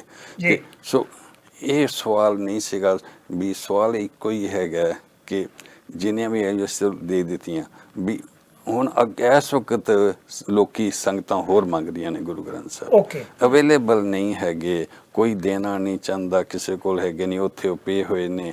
ਉਹਨਾਂ ਦਾ ਰਾਗ ਮਾਲਾ ਦਾ ਕੁਐਸਚਨ ਬੜਾ ਵੱਡਾ ਸੀ, ਬੜਾ ਸਵਾਲ ਹੈਗਾ। ਅੱਛਾ, ਹੁਣ ਉਹਨਾਂ ਨੇ ਚੈੱਕ ਕਰ ਲਿਆ ਵੀ ਰਾਗ ਮਾਲਾ ਹੈਗੀਆਂ ਨੇ, ਉਹ ਹੈਗੀਆਂ ਨੇ। ਅਸੀਂ ਇਸ ਤਰ੍ਹਾਂ ਹੁੰਦਾ ਕਿ ਅਸੀਂ ਮਹਾਂਪੁਰਖਾਂ ਨੂੰ ਮਿਲੇ ਸੀਗੇ ਅਖੰਡ ਕੀਰਤਨੀ ਜਥੇ ਚ, ਭਾਈ ਜੀਵਨ ਸਿੰਘ ਜੀ, ਅਸੀਂ ਰਾਗ ਮਾਲਾ ਨਹੀਂ ਪੜ੍ਹਦੇ। ਠੀਕ ਹੈ, ਰਾਗ ਮਾਲਾ ਉਹ ਸਿਕਰਤ ਮਰਿਆਦਾ ਕੀ ਹੈ, ਪੜ੍ਹਨੀ ਜਾਂ ਨਾ ਪੜ੍ਹਨੀ ਸਿੱਖ ਦੇ ਪੜ੍ਹਨੀ ਜਾਂ ਨਾ ਪੜ੍ਹਨੀ ਸਾਡੇ ਕੋਲ ਛੋਟ ਹੈਗੀ ਹੈ ਰਹਿਤ ਮਰਿਆਦਾ ਦੇ ਵਿੱਚ। ਸੋ ਅਸੀਂ ਨਹੀਂ ਪੜ੍ਹਦੇ, ਪਰ ਇਹ ਵੀ ਹੈਗਾ ਵੀ ਜਿਹੜਾ ਗੁਰੂ ਗ੍ਰੰਥ ਸਾਹਿਬ ਉਹਦੇ ਚ ਰਾਗ ਮਾਲਾ ਪ੍ਰਿੰਟ ਕਰਨੀ ਹੈ, ਉਹ ਅਸੀਂ ਪ੍ਰਿੰਟ ਕੀਤੀ। ਉਹ ਇੱਥੇ ਬੜਾ ਫਾਲਤੂ ਰੌਲਾ ਪਾਉਂਦੇ ਨੇ ਕਈ ਵਾਰੀ ਲੋਕੀ ਵੀ ਇਹ ਹੋ ਜਾਏਗਾ। ਸਤਿਕਾਰ ਨਾ ਪਾਠ ਕਰਨ ਚ ਹੈਗਾ, ਇਟਸ ਜਸਟ ਲਾਈਕ ਫਾਦਰ। ਤੁਸੀਂ ਆਪਣੇ ਘਰ ਨਹੀਂ ਰੱਖਣਾ ਤੇ ਮੈਂ ਫਾਦਰ ਕਰੀ ਜਾਵਾਂ, ਇਹ ਨਹੀਂ ਗੱਲ ਹੈਗੀ। ਯਾਨੀ ਕਿ ਸਤਿਕਾਰ ਕਰਨਾ ਬਹੁਤ ਜ਼ਰੂਰੀ ਹੈ। ਘਰ ਰੱਖੋ, ਸਤਿਕਾਰ ਕਰੋ, ਇਹ ਸਾਡੀ ਸੋਚ ਨਹੀਂ ਹੈਗੀ ਹੈ। ਮੇਰਾ ਇੱਕ ਸਵਾਲ ਹੈ, ਜਦੋਂ ਤੁਹਾਡੇ ਕੋਲ ਬੀੜਾਂ ਛਪੀਆਂ ਨੇ, ਕੁਝ ਬੀੜਾਂ ਅਮਰੀਕਾ ਚ ਵੀ ਗਈਆਂ ਨੇ? ਨਹੀਂ, ਇਹਨਾਂ ਚੋਂ ਨਹੀਂ ਗਈਆਂ ਕੋਈ ਵੀ। ਇਹਨਾਂ ਚੋਂ ਜੇ ਕੋਈ ਆ ਕੇ ਇੱਕ ਬੰਦਾ ਲੈ ਗਿਆ ਹੋਵੇ, ਯੂਕੌਨ ਤੋਂ ਆਇਆ ਸੀ ਇੱਕ ਸਿੰਘ, ਉੱਥੇ ਗੁਰਦੁਆਰਾ ਸੀਗਾ ਤੇ ਉੱਥੇ ਉਹਨਾਂ ਨੇ ਗੁਰਦੁਆਰਾ ਖੋਲਿਆ ਹੈਗਾ, ਉਹਨਾਂ ਕੋਲ ਮਹਾਰਾਜ ਸਰੂਪ ਹੀ ਨਹੀਂ ਸੀਗਾ, ਉੱਥੋਂ ਦੀ ਗਏ ਹੈਗੇ ਨੇ। ਮਤਲਬ ਲੋੜ ਹੈਗੀ ਹੈ, ਇਹ ਸਾਰੇ ਗੁਰਦੁਆਰਿਆਂ ਨੇ ਸਾਨੂੰ ਲਿਖ ਕੇ ਦਿੱਤਾ ਹੋਇਆ। ਅੱਛਾ, ਬੀੜਾ ਛਪਣ ਤੋਂ ਬਾਅਦ ਉਹਨੂੰ ਚੈੱਕ ਕਰਨ ਲਈ ਤੁਹਾਡੇ ਕੋਲ ਹੋਈ ਟੀਚਿੰਗ ਸਟਾਫ ਜੀ ਜਾਂ ਕੋਈ ਹੋਰ ਐਕਸਪਰਟ ਰੱਖੇ ਹੋਏ ਸੀ? ਅਸੀਂ ਛਾਪਣ ਤੋਂ ਬਾਅਦ ਡਿਜੀਟਲ ਪ੍ਰਿੰਟਿੰਗ ਹੈਗੀ ਹੈ, ਗਲਤੀ ਨਹੀਂ ਹੋ ਸਕਦੀ ਸੀਗੀ, ਸਿਰਫ ਅੰਕ ਮਿਸ ਨਾ ਹੋਵੇ ਇਹ ਚੈੱਕ ਕਰਨਾ ਹੁੰਦਾ। ਤੇ ਅਸੀਂ ਛਾਪਣ ਤੋਂ ਬਾਅਦ ਚੈੱਕ ਕਰਦੇ ਸੀਗੇ, ਫਿਰ ਅਸੀਂ ਆਪ ਚੈੱਕ ਕਰਦੇ ਸੀ? ਹਾਂਜੀ, ਮਤਲਬ ਸਾਡੇ ਕੋਲ ਹੈਗਾ ਸੀ ਸਿੰਘ ਤੇ ਬਲਵੰਤ ਸਿੰਘ ਦੇ ਘਰ ਸੀਗਾ ਤੇ ਕੀ ਨਾ ਆਪਣਾ। ਫਿਰ ਉਸ ਤੋਂ ਬਾਅਦ ਬਾਈਂਡਿੰਗ ਕਰਨ ਤੋਂ ਬਾਅਦ ਫਿਰ ਅਸੀਂ ਚੈੱਕ ਕਰਦੇ ਸੀਗੇ, ਉਸ ਤੋਂ ਬਾਅਦ ਅਸੀਂ ਕਿਸੇ ਨੂੰ ਅੱਗੇ ਦਿੰਦੇ ਸੀਗੇ। ਤੇ ਇਹਦੀ ਭੇਟਾ ਵਗੈਰਾ ਕਿੰਨੀ ਕੁ ਲਈ ਜਾਂਦੀ? ਭੇਟਾ ਅਸੀਂ ਕੋਈ ਫਿਕਸ ਨਹੀਂ ਕੀਤੀ ਹੋਈ ਸੀਗੀ, ਜਿੰਨੀ ਕਿਸੇ ਨੇ ਦੇਤੀ ਅਸੀਂ ਲੈ ਲਿੱਤੀ। ਅੱਛਾ, ਇਹਦੇ ਨਾਲ ਆਈਡੀਆ ਨਾਨ ਪ੍ਰੋਫਿਟ ਸੀਗਾ ਵੀ ਕੁਝ ਚਲਾ ਜਾਵੇ, ਵੀ ਆਈਡੀਆ ਕੋਈ ਪੈਸੇ ਦਾ ਤੇ ਸੋਚਣਾ ਹੀ ਮਤਲਬ ਇਹ ਨਾ ਵੀ ਟੂ ਲੋ ਥਿੰਕਿੰਗ ਹੈਗੀ ਹੈ। ਜਿਹੜੀਆਂ BC ਸਿੱਖ ਸੁਸਾਇਟੀ ਦੀਆਂ 8 ਜਥੇਬੰਦੀਆਂ ਨੇ, 8 ਦੇ ਵਿੱਚੋਂ ਤਕਰੀਬਨ 5 ਮੂਲ ਨਾਨਕਸ਼ਾਹੀ ਕੈਲੰਡਰ ਨੂੰ ਮੰਨਦੀਆਂ ਨੇ। ਅਕਾਲ ਤਖਤ ਸਾਹਿਬ ਵੱਲੋਂ ਜਿਹੜਾ ਹੁਕਮਨਾਮਾ ਆਇਆ ਸੀ 2003 ਦੇ ਵਿੱਚ ਕਿ ਮੂਲ ਨਾਨਕਸ਼ਾਹੀ ਕੈਲੰਡਰ ਨੂੰ ਮੰਨਣਾ, ਨਾਰਥ ਅਮਰੀਕਾ ਦੇ ਵਿੱਚ ਬਹੁਤਾਤ ਦੇ ਵਿੱਚ ਸਾਰੀਆਂ ਜਥੇਬੰਦੀਆਂ ਮੂਲ ਨਾਨਕਸ਼ਾਹੀ ਕੈਲੰਡਰ ਨੂੰ ਮੰਨਦੀਆਂ ਨੇ। ਰਿਪਦਮਨ ਸਿੰਘ ਮਲਕ ਦੇ ਸਕੂਲ ਦੇ ਵਿੱਚ ਮੂਲ ਨਾਨਕਸ਼ਾਹੀ ਕੈਲੰਡਰ ਨੂੰ ਲਾਗੂ ਨਹੀਂ ਕੀਤਾ ਗਿਆ। ਉਹਦਾ ਕਾਰਨ ਕੀ ਹੈ? ਕਿ ਸ਼੍ਰੋਮਣੀ ਕਮੇਟੀ ਨਾਲ ਦੋਸਤੀ ਹੋਣ ਕਰਕੇ ਜਾਂ ਉਹਦੇ ਪਿੱਛੇ ਕਾਰਨ ਹੋਰ ਹੈ ਕੋਈ? ਕਿਉਂਕਿ ਪੰਥ ਨੇ ਪ੍ਰਵਾਨ ਕੀਤਾ। ਪੰਥ ਸਾਡਾ ਇੱਕੋ ਹੀ ਪਹਿਲੇ ਦਿਨ ਤੋਂ 86 ਤੋਂ ਸਾਡੇ ਕਨਸਟੀਟਿਊਸ਼ਨ ਲਿਖਿਆ ਹੋਇਆ ਵੀ ਅਕਾਲ ਤਖਤ ਜਿਹੜੀ ਚੀਜ਼ ਨੂੰ ਮੰਨੇਗਾ ਉਹਨੂੰ ਅਸੀਂ ਮੰਨਾਂਗੇ। ਤਾਂ ਹੀ ਜਦੋਂ ਆਦੇਸ਼ ਆਇਆ ਤੇ ਸਾਡੇ ਬੱਚੇ ਕਹਿੰਦੇ ਵੀ ਆਪਾਂ ਇੱਕ ਚੀਜ਼ ਕਰਕੇ ਵਾਪਸ ਕਰ ਦਈਏ ਉਹਨਾਂ ਨੂੰ। ਕੁਛ ਮਹਾਰਾਜ ਦੇ ਸਰੂਪ ਦੂਜੇ ਸਕੂਲ 'ਚ ਗਏ ਹੋਏ ਸੀਗੇ, ਉਹ ਗਿਣਤੀ 'ਚ ਨਹੀਂ ਸੀਗੇ। ਫਿਰ ਉਦੋਂ ਉਹਨਾਂ ਦੀ ਗਿਣਤੀ ਵਾਪਸ ਆ ਕੇ ਫਿਰ ਉਹ ਬੱਚਾ ਮੈਂ ਉੱਥੇ ਉਹ ਕਹਿੰਦੇ ਵੀ ਤੂੰ ਰਹਿ ਜਾ, ਤੇ ਮੇਰਾ ਬੱਚਾ ਉੱਥੇ ਹਰਦੀਪ ਸਿੰਘ ਇੰਚਾਰਜ ਸੀਗਾ, ਉਹਨੇ ਇੱਕ ਇੱਕ ਸਰੂਪ ਸਾਰੇ ਸਕੂਲਾਂ ਚੋਂ ਕਾਊਂਟ ਕਰਕੇ ਤੇ ਸਾਰੇ ਇਕੱਠੇ ਕਰਕੇ ਦੇ ਦਿੱਤੇ। ਸਾਰੇ ਇਕੱਠੇ ਕਰਕੇ ਦੇ ਦਿੱਤੇ। ਮੇਰਾ ਸਵਾਲ ਇੱਕ ਉਹਦੇ ਨਾਲ ਹੈ ਕਿ 2010 ਦੇ ਵਿੱਚ 2003 ਤੋਂ ਲੈ ਕੇ 2003 ਤੋਂ ਲੈ ਕੇ 2010 ਤੱਕ ਅਕਾਲ ਤਖਤ ਤੋਂ ਹੁਕਮਨਾਮਾ ਆਇਆ ਔਰ ਚੱਲਦਾ ਰਿਹਾ। ਸ਼੍ਰੋਮਣੀ ਗੁਰਦੁਆਰਾ ਪ੍ਰਬੰਧਕ ਕਮੇਟੀ, ਸ਼੍ਰੋਮਣੀ ਅਕਾਲੀ ਦਲ ਤੇ ਐਗਜ਼ੈਕਟਿਵ ਨੇ ਸਾਰਿਆਂ ਨੇ ਮਤਾ ਪਾਸ ਕਰਕੇ ਇਹਨੂੰ ਲਾਗੂ ਕੀਤਾ। 2 ਵਿਅਕਤੀ ਸਨ ਉਸ ਤੋਂ ਬਾਅਦ, ਕਿਉਂਕਿ ਮੱਕੜ ਜੀ ਨੇ 1998 ਦੇ ਹੁਕਮਨਾਮੇ ਦੀ ਅਵਗਿਆ ਕੀਤੀ। 1998 ਵਾਲਾ ਨਹੀਂ, ਮੱਕੜ ਸਾਹਿਬ ਇਹੀ ਕਹਿੰਦੇ ਸੀ ਕਿ ਵੀ ਮੇਰੇ ਕੋਲ ਆਗਿਆ ਹੈਗੀ ਆਗਿਆ ਨਹੀਂ ਹੈ, ਹੈ। ਆਗਿਆ ਹੈਗੀ ਹੈ। ਉਹ ਇਹ ਆਪਸ 'ਚ ਇਹਨਾਂ ਦੀ ਦੋਸਤੀ ਹੁੰਦੀ ਹੈਗੀ ਹੈ ਤੇ ਵੀ ਉਹ ਗੱਲ ਕਰਦੇ ਨੇ ਵੀ ਆਪਾਂ ਡਿਕਲੇਅਰ ਕਰਾਂਗੇ, ਤੁਸੀਂ ਫਿਰ ਆਗਿਆ ਦੇ ਦੇਣਾ। ਮੱਕੜ ਸਾਹਿਬ ਤੇ ਬਦੋਗੜ ਸਾਹਿਬ ਕੋਲ ਵਰਬਲ ਆਗਿਆ ਸੀ ਸਾਰਿਆਂ ਦੀ, ਐਕਸੈਪਟ ਬਾਦਲ ਸਾਹਿਬ ਤੋਂ। ਪਰ ਮੈਂ ਇੱਕ ਗੱਲ ਹੈ ਵੀ ਜਿਨ੍ਹਾਂ ਦਾ 7 ਸਾਲ ਦਾ ਕੈਲੰਡਰ ਦੇ ਉੱਤੇ ਤਜਰਬਾ ਹੋਇਆ, ਸਰਦਾਰ ਪਾਲ ਸਿੰਘ ਪੁਰੇਵਾਲ ਦਾ, ਤੁਸੀਂ ਉਸ ਕੈਲੰਡਰ ਨੂੰ ਐਕਸੈਪਟ ਕਰਨ ਲਈ ਤਿਆਰ ਹੋ ਜਾਂ ਧੁਮੱਕੜ ਜਿਹਨੂੰ ਆਮ ਕਰਕੇ ਕਿਹਾ ਜਾਂਦਾ ਧੁੰਮੇ ਦਾ ਤੇ ਮੱਕੜ ਦਾ ਕੈਲੰਡਰ, ਜਿਹੜੇ ਦੋਨਾਂ ਦੇ ਵਿੱਚ ਕਿਸੇ ਦੀ ਐਕਸਪਰਟੀ ਨਹੀਂ ਸੀ। ਸ਼੍ਰੋਮਣੀ ਕਮੇਟੀ ਤੇ ਅੱਜ ਕੱਲ ਉਹੀ ਚੱਲ ਰਹੀ ਹੈ, ਹੁਣ ਤੁਸੀਂ ਕਿਹਦੇ ਵਿੱਚ? ਸਾਡਾ ਕਨਸਟੀਟਿਊਸ਼ਨ ਇੱਕੋ ਹੀ ਗੱਲ ਕਹਿੰਦਾ ਹੈਗਾ ਕੀ? ਵੀ ਜੋ ਅਕਾਲ ਤਖਤ ਨੇ ਕਹਿਣਾ ਉਹ ਅਸੀਂ ਕਰਨਾ ਹੈਗਾ। ਅਸੀਂ ਬੱਚਿਆਂ ਨੂੰ ਪੜ੍ਹਾਉਣਾ ਹੈ ਜਾਂ ਗੁਰੂ ਗ੍ਰੰਥ ਸਾਹਿਬ ਸੰਗਤਾਂ ਤੱਕ ਅਵੇਲੇਬਲ ਕਰਨਾ ਹੈ ਜਾਂ ਕੈਂਪ ਸਾਈਟ ਲਾਣੀ ਹੈ। ਅਸੀਂ ਹੋਰ ਚੱਕਰ 'ਚ ਪੈਣਾ ਹੀ ਨਹੀਂ ਹੈਗਾ ਵੀ ਜੋ ਅਕਾਲ ਤਖਤ ਨੇ ਕਹਿਣਾ ਅਸੀਂ ਕਰਨਾ। ਬਹੁਤ ਧੰਨਵਾਦ ਜੀ। ਅਖੀਰ ਦੇ ਵਿੱਚ 1-2 ਮਿੰਟ ਦੇ ਤੁਹਾਡੇ ਕੋਲ ਮੈਸੇਜ ਦਵਾਂਗੇ ਜੀ। ਹਾਂਜੀ। ਤੁਸੀਂ ਜਿਵੇਂ ਕਿਹਾ ਕਿ ਜੋ ਅਕਾਲ ਤਖਤ ਸਾਹਿਬ ਵੱਲੋਂ ਹੁਕਮਨਾਮਾ ਆਉਣਾ ਉਹੀ ਤੁਸੀਂ ਮੰਨਣਾ, ਤੇ ਹੁਣ ਤੁਹਾਨੂੰ ਲੱਗਦਾ ਕਿ ਅਵਗਿਆ ਹੋਈ ਆ ਕਿ ਤੁਸੀਂ ਉਹ ਨਹੀਂ ਮੰਨਿਆ, ਛਪਾਈ ਕੀਤੀ ਗਈ ਪਾਵਨ ਬੀੜਾਂ ਦੀ, ਤੇ ਹੁਣ ਉਹਨਾਂ ਵੱਲੋਂ ਜੋ ਤੁਹਾਨੂੰ ਹੁਕਮ ਕੀਤੇ ਗਏ ਉਹਨਾਂ ਨੂੰ ਤੁਸੀਂ ਪਾਲਣਾ ਕਰ ਰਹੇ ਹੋ? ਕੀ ਉਹਨਾਂ ਨੇ ਤੁਹਾਨੂੰ ਕਿਹਾ ਤੇ ਕਿਵੇਂ ਤੁਸੀਂ ਉਸ ਦੀ ਪਾਲਣਾ ਕਰ ਰਹੇ ਹੋ? ਅਸੀਂ ਪਹਿਲੇ ਤੇ ਮਾਫੀ ਚਾਹੁੰਦੇ ਹਾਂ ਵੀ ਅਸੀਂ ਕੀਤੀ ਹੋ ਗਿਆ। ਉਹਦਾ ਫਿਰ ਹੈਗਾ ਵੀ ਸਾਈਡ ਇਫੈਕਟ ਬੈਟਰ ਹੋ ਜਾਣਾ ਹੈਗਾ ਕੌਮ ਵਾਸਤੇ। ਕਈ ਵਾਰੀ ਗਲਤੀਆਂ ਫਾਇਦੇ 'ਚ ਰਹਿ ਜਾਂਦੀਆਂ ਨੇ, ਕੌਮ ਦੇ ਫਾਇਦੇ 'ਚ ਰਹਿ ਜਾਂਦੀਆਂ ਨੇ। ਸੋ SGPC ਇਰਰਿਸਪੌਂਸਿਬਲ ਹੈ ਜਿਹੜਾ ਕਿ ਗੁਰੂ ਗ੍ਰੰਥ ਸਾਹਿਬ ਅਵੇਲੇਬਲ ਨਹੀਂ ਕਰ ਰਹੇ। ਇਹਦੇ 'ਚ ਕੋਈ ਸ਼ੱਕ ਨਹੀਂ ਹੈਗਾ। ਜਥੇਦਾਰ ਸਾਹਿਬ ਨੂੰ ਵੀ ਚਾਹੀਦਾ ਵੀ ਉਹਨਾਂ ਨੂੰ ਐਨਕਰੇਜ ਕਰਨ, ਉਹਨਾਂ ਨੂੰ ਕਹਿਣ ਵੀ ਤੁਸੀਂ ਗੁਰੂ ਗ੍ਰੰਥ ਸਾਹਿਬ ਅਵੇਲੇਬਲ ਕਰੋ। ਸੋ ਸਾਡਾ ਇਹ ਟਾਰਗੇਟ ਸੀਗਾ, ਉਹ ਟਾਰਗੇਟ ਸਾਡਾ ਪੂਰਾ ਹੋ ਗਿਆ। ਜਥੇਦਾਰ ਸਾਹਿਬ ਦੀ ਆਗੇ ਸਟੇਟਮੈਂਟ ਵੀ ਸਾਰੀ ਦੁਨੀਆ 'ਚ ਹੋਣਾ ਚਾਹੀਦਾ ਹੈਗਾ। ਅਸੀਂ ਇਹੋ ਹੀ ਕਹਿੰਦੇ ਹਾਂ ਵੀ ਚਲੋ ਅਸੀਂ ਗਲਤੀ ਕੀਤੀ, ਅਸੀਂ ਮਾਫੀ ਮੰਗ ਲਿੱਤੀ, ਉਹਨਾਂ ਨੇ ਆਦੇਸ਼ ਕੀਤਾ, ਅਸੀਂ ਦੇ ਦਿੱਤੇ। ਹੁਣ ਅਸੀਂ ਕਹਿੰਦੇ ਹਾਂ ਵੀ ਅੱਗੇ ਚੱਲੀਏ ਵੀ ਜਥੇਦਾਰ ਸਾਹਿਬ, ਅਕਾਲ ਤਖਤ ਸਾਹਿਬ ਤੇ SGPC ਕਿਸੇ ਹੋਰ ਨੂੰ ਪ੍ਰਿੰਟਿੰਗ ਦੇਣ, ਸਾਨੂੰ ਪ੍ਰਿੰਟਿੰਗ ਦੇਣ, ਕਿਸੇ ਸਾਰੀ ਦੁਨੀਆ ਦੇ ਵਿੱਚ ਥਾਂ ਥਾਂ ਤੇ ਜਾ ਕੇ ਪ੍ਰਿੰਟਿੰਗ ਦੇਣ ਤੇ ਫਿਰ ਉਹ ਗੁਰੂ ਗ੍ਰੰਥ ਸਾਹਿਬ ਸਾਰੀ ਸਤਕਾਰ ਸਾਹਿਬ ਸਾਰਿਆਂ ਨੂੰ ਅਵੇਲੇਬਲ ਹੋ ਸਕਣ। ਜੀ ਥੈਂਕ ਯੂ ਰਬਦਮਨ ਸਿੰਘ ਮਾਲਕ ਜੀ, ਬਹੁਤ ਵਧੀਆ ਲੱਗਾ ਕਿ ਤੁਸੀਂ ਆਪਣਾ ਸਮਾਂ ਦਿੱਤਾ ਸਾਡੇ ਸਟੂਡੀਓ 'ਚ ਆਏ, ਖੁੱਲ ਕੇ ਦਿਲ ਦੀਆਂ ਗੱਲਾਂ ਕੀਤੀਆਂ। ਵਾਕਈ ਇਹ ਲੋੜ ਸੀਗੀ ਕਿਉਂਕਿ ਲੋਕੀ ਆਏ ਦਿਨ ਕੋਈ ਨਾ ਕੋਈ ਸਵਾਲ ਨਿਕਲ ਕੇ ਅੱਗੇ ਆਉਂਦਾ ਸੀਗਾ, ਸ਼ੰਕਾ ਹੁੰਦੀ ਸੀ। ਪਰ ਦਿਲੋਂ ਧੰਨਵਾਦ ਕਿ ਤੁਸੀਂ ਇੰਨਾ ਸਾਡੇ ਸਟੂਡੀਓ 'ਚ ਪਹੁੰਚ ਕੇ ਸਾਰੀ ਇਨਫੋਰਮੇਸ਼ਨ ਸਾਡੇ ਨਾਲ ਸਾਂਝੀ ਕੀਤੀ। ਸੋ ਸਾਡੇ ਵੱਲੋਂ ਧੰਨਵਾਦ ਜੀ। ਵਾਹਿਗੁਰੂ ਜੀ ਕਾ ਖਾਲਸਾ, ਵਾਹਿਗੁਰੂ ਜੀ ਕੀ ਫਤਿਹ ਜੀ। ਹਾਂਜੀ। ਸੋ ਬਿਲਕੁਲ ਕੁਲਦੀਪ ਸਿੰਘ ਜੀ, ਬਹੁਤ ਸਾਰੇ ਸ਼ੰਕੇ ਸੀ ਮਨ ਦੇ ਵਿੱਚ, ਸੋ ਸਾਰੇ ਸਵਾਲ ਇਹਨਾਂ ਦੇ ਕੋਲੋਂ ਪੁੱਛੇ ਗਏ ਔਰ ਇਹਨਾਂ ਨੇ ਜਿੰਨੀ ਇਹਨਾਂ ਦੇ ਕੋਲ ਜਾਣਕਾਰੀ ਸੀ ਸਾਰੀ ਸਾਡੇ ਨਾਲ ਸਾਂਝੀ ਕੀਤੀ। ਅਸਲ 'ਚ ਇਦਾਂ ਹੈ ਕਿ ਇਹ ਗੱਲ ਤਾਂ ਹੁਣ ਕਲੀਅਰ ਹੋ ਗਈ ਨਾ ਕਿ ਕਿਹੜਾ ਵਿਅਕਤੀ ਹੈ ਕਿ ਇੰਨਾ ਪੈਸਾ ਲਾ ਕੇ ਆਪਣਾ ਨੁਕਸਾਨ ਕਰਵਾ ਕੇ ਦੁਨੀਆ ਭਰ ਦੇ ਵਿੱਚ ਚਰਚਾ ਹੋ ਗਈ। ਅੱਜ ਕਹਿ ਰਿਹਾ ਕਿ ਨਹੀਂ, ਮੈਂ ਪੋਜ਼ਿਟਿਵਿਟੀ ਲਈ ਕੀਤਾ। ਮੈਨੂੰ ਪਤਾ ਹੈ ਕਿ ਸੁਖਬੀਰ ਬਾਦਲ ਨੇ ਮਨਾ ਕਰ ਦਿੱਤਾ ਹੈ। ਮੈਨੂੰ ਪਤਾ ਹੈ ਕਿ ਸ਼੍ਰੋਮਣੀ ਗੁਰਦੁਆਰਾ ਪ੍ਰਬੰਧਕ ਕਮੇਟੀ ਦੇ ਜਿਹੜੇ ਐਗਜ਼ੈਕਟਿਵ ਦੇ ਲੋਕ ਨੇ ਉਹ ਚਾਹੁੰਦੇ ਅਕਾਲ ਤਖਤ ਦੇ ਜਥੇਦਾਰ ਵੀ ਨੇ। ਪਰੰਤੂ ਹੋ ਕੀ ਰਿਹਾ? ਹੋ ਇਹ ਰਿਹਾ ਕਿ ਅਸਲ ਦੇ ਵਿੱਚ ਜੇ ਰਿਪਦਮਨ ਸਿੰਘ ਮਲਕ ਉਹਨਾਂ ਦੀ ਕਈ ਕੋਈ ਗੱਲ ਦੇ ਮੁਤਾਬਕ ਬੀੜਾ ਵਿਦੇਸ਼ਾਂ ਦੇ ਵਿੱਚ ਭਾਵੇਂ ਛਾਪੇ ਕੋਈ ਵੀ, ਜਦੋਂ ਹੁਕਮਨਾਮਾ ਆਇਆ ਹੁਕਮਨਾਮੇ ਦੀ ਉਸੇ ਵੇਲੇ ਪਾਲਣਾ ਕਰਦੇ ਆਂ ਬੀੜਾ ਸਮੇਤ ਸਾਰੀ ਮਸ਼ੀਨਰੀ, ਸਾਰੀ ਪ੍ਰਿੰਟਿੰਗ ਪ੍ਰੈਸ, ਸਾਰੇ ਕਾਗਜ਼ ਹਵਾਲੇ ਕਰ ਦਿੱਤੇ ਐਜ਼ ਪਰ ਹੁਕਮ ਆਫ ਅਕਾਲ ਤਖਤ। ਕਮਾਲ ਹੈ।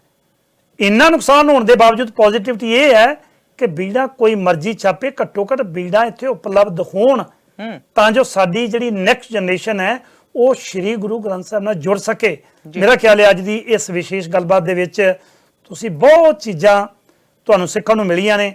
ਔਰ ਜਿਹੜੀ ਗੱਲਬਾਤ ਇਹ ਹੁੰਦੀ ਸੀ ਹਮੇਸ਼ਾ ਕਿ ਮਲਕ ਸਾਹਿਬ ਉੱਥੇ ਰਾਹ ਨਾਲ ਮੀਟਿੰਗ ਕਰਕੇ ਆਏ ਨੇ, ਆਈਬੀ ਨਾਲ ਮੀਟਿੰਗ ਕਰਕੇ ਆਏ ਨੇ। ਯੈਸ, ਮੈਂ ਤੁਹਾਨੂੰ ਆਪਣੀ ਉਦਾਹਰਣ ਦਿੱਤੀ ਹੈ ਕਿ ਜਦੋਂ ਮੈਂ 6 ਦਿਨ ਦਿੱਲੀ ਦੇ 에ਅਰਪੋਰਟ ਦੇ ਵਿੱਚ ਸੀ, ਇੱਕ ਬੰਦਾ ਭੇਸ ਬਦਲ ਕੇ ਮੇਰੇ ਨਾਲ ਗੱਲਬਾਤ ਕਰਨ ਆਉਂਦਾ ਸੀ, ਔਰ ਸਾਡੇ ਵਿਆਹ ਦੇ ਵਿੱਚ ਬਕਾਇਦਾ ਉਸ ਵਿਆਹ ਦੇ ਵਿੱਚ ਆਈਬੀ ਦੇ ਬੰਦੇ ਆਮ ਤੁਰੇ ਫਿਰਦੇ ਸਨ। ਮੈਂ ਇੱਕ ਵਿਅਕਤੀ ਦਾ ਨਾਮ ਨਹੀਂ ਲੈ ਸਕਦਾ ਜਿਹੜਾ ਸਿੱਖ ਕੌਮ ਦੀ ਬੜੀ ਵੱਡੀ ਮਹਾਨ ਸ਼ਖਸੀਅਤ ਹੈ, ਉਚੇਚੇ ਤੌਰ ਤੇ ਵਿਆਹ ਦੇ ਵਿੱਚ ਆਈ। ਜਦੋਂ ਬਾਅਦ ਦੇ ਵਿੱਚ ਮੈਨੂੰ ਪਤਾ ਲੱਗਾ ਕਿ ਇਹ ਸ਼ਖਸੀਅਤ ਕੰਮ ਉਹਨਾਂ ਦਾ ਕਰ ਰਹੀ ਹੈ ਤੇ ਮੈਨੂੰ ਬੜਾ ਦੁੱਖ ਹੋਇਆ। ਯੈਸ, ਇਹ ਹੁੰਦਾ ਹੈ, ਪਰ ਅੱਜ ਦੀ ਗੱਲਬਾਤ ਦੇ ਵਿੱਚੋਂ ਸਾਨੂੰ ਬਹੁਤ ਕੁਝ ਦੇਖਣ ਨੂੰ ਮਿਲਿਆ। ਫੈਸਲਾ ਤੁਸੀਂ ਕਰਨਾ ਹੈ। ਮੇਰਾ ਖਿਆਲ ਹੈ ਵੀ ਬਹੁਤ ਵਧੀਆ ਤਰੀਕੇ ਨਾਲ ਵਧੀਆ ਮਾਹੌਲ ਦੇ ਵਿੱਚ ਇੱਕ ਗੱਲ ਕਲੀਅਰ ਕੀਤੀ ਹੈ। ਅੱਜ ਦੀ ਗੱਲਬਾਤ ਮੇਰੇ ਖਿਆਲ ਇੱਥੇ ਸਮਾਪਤ ਕਰਦੇ ਹਾਂ। ਬਹੁਤ ਬਹੁਤ ਧੰਨਵਾਦ। ਬਿਲਕੁਲ ਜੀ, ਥੈਂਕ ਯੂ ਤੁਹਾਡਾ, ਤੁਸੀਂ ਸਾਥ ਦਿੰਦੇ ਹੋ। ਖਬਰਸਾਰ ਦਾ ਸਮਾਂ ਚੇਂਜ ਹੋ ਗਿਆ, ਸਵੇਰੇ 10 ਵਜੇ ਤੋਂ ਲੈ ਕੇ 11 ਵਜੇ ਤੱਕ ਹੁੰਦਾ, ਤੇ ਕੱਲ ਫਿਰ ਮੇਰੇ ਨਾਲ ਸੀਨੀਅਰ ਜਰਨਲਿਸਟ ਕੁਲਦੀਪ ਸਿੰਘ ਜੀ ਹੀ ਆਉਣਗੇ। ਸੋ ਤੁਸੀਂ ਆਪਣਾ ਰੱਖਿਓ ਖਿਆਲ। ਥੈਂਕਸ ਗਿਵਿੰਗ ਦਾ ਵੀਕਐਂਡ ਹੈ, ਸੋ ਪਰਿਵਾਰਾਂ ਦੇ ਨਾਲ ਕਰੋ ਇੰਜੋਏ। ਕੱਲ ਤੱਕ ਮੇਰਾ ਤੁਹਾਡਾ ਸਾਡਾ ਸਾਰਿਆਂ ਦਾ ਰੱਬ ਰਾਖਾ। ਖਿਆਲ ਰੱਖਿਓ ਜੀ। ਸਤਿ ਸ਼੍ਰੀ ਅਕਾਲ ਜੀ।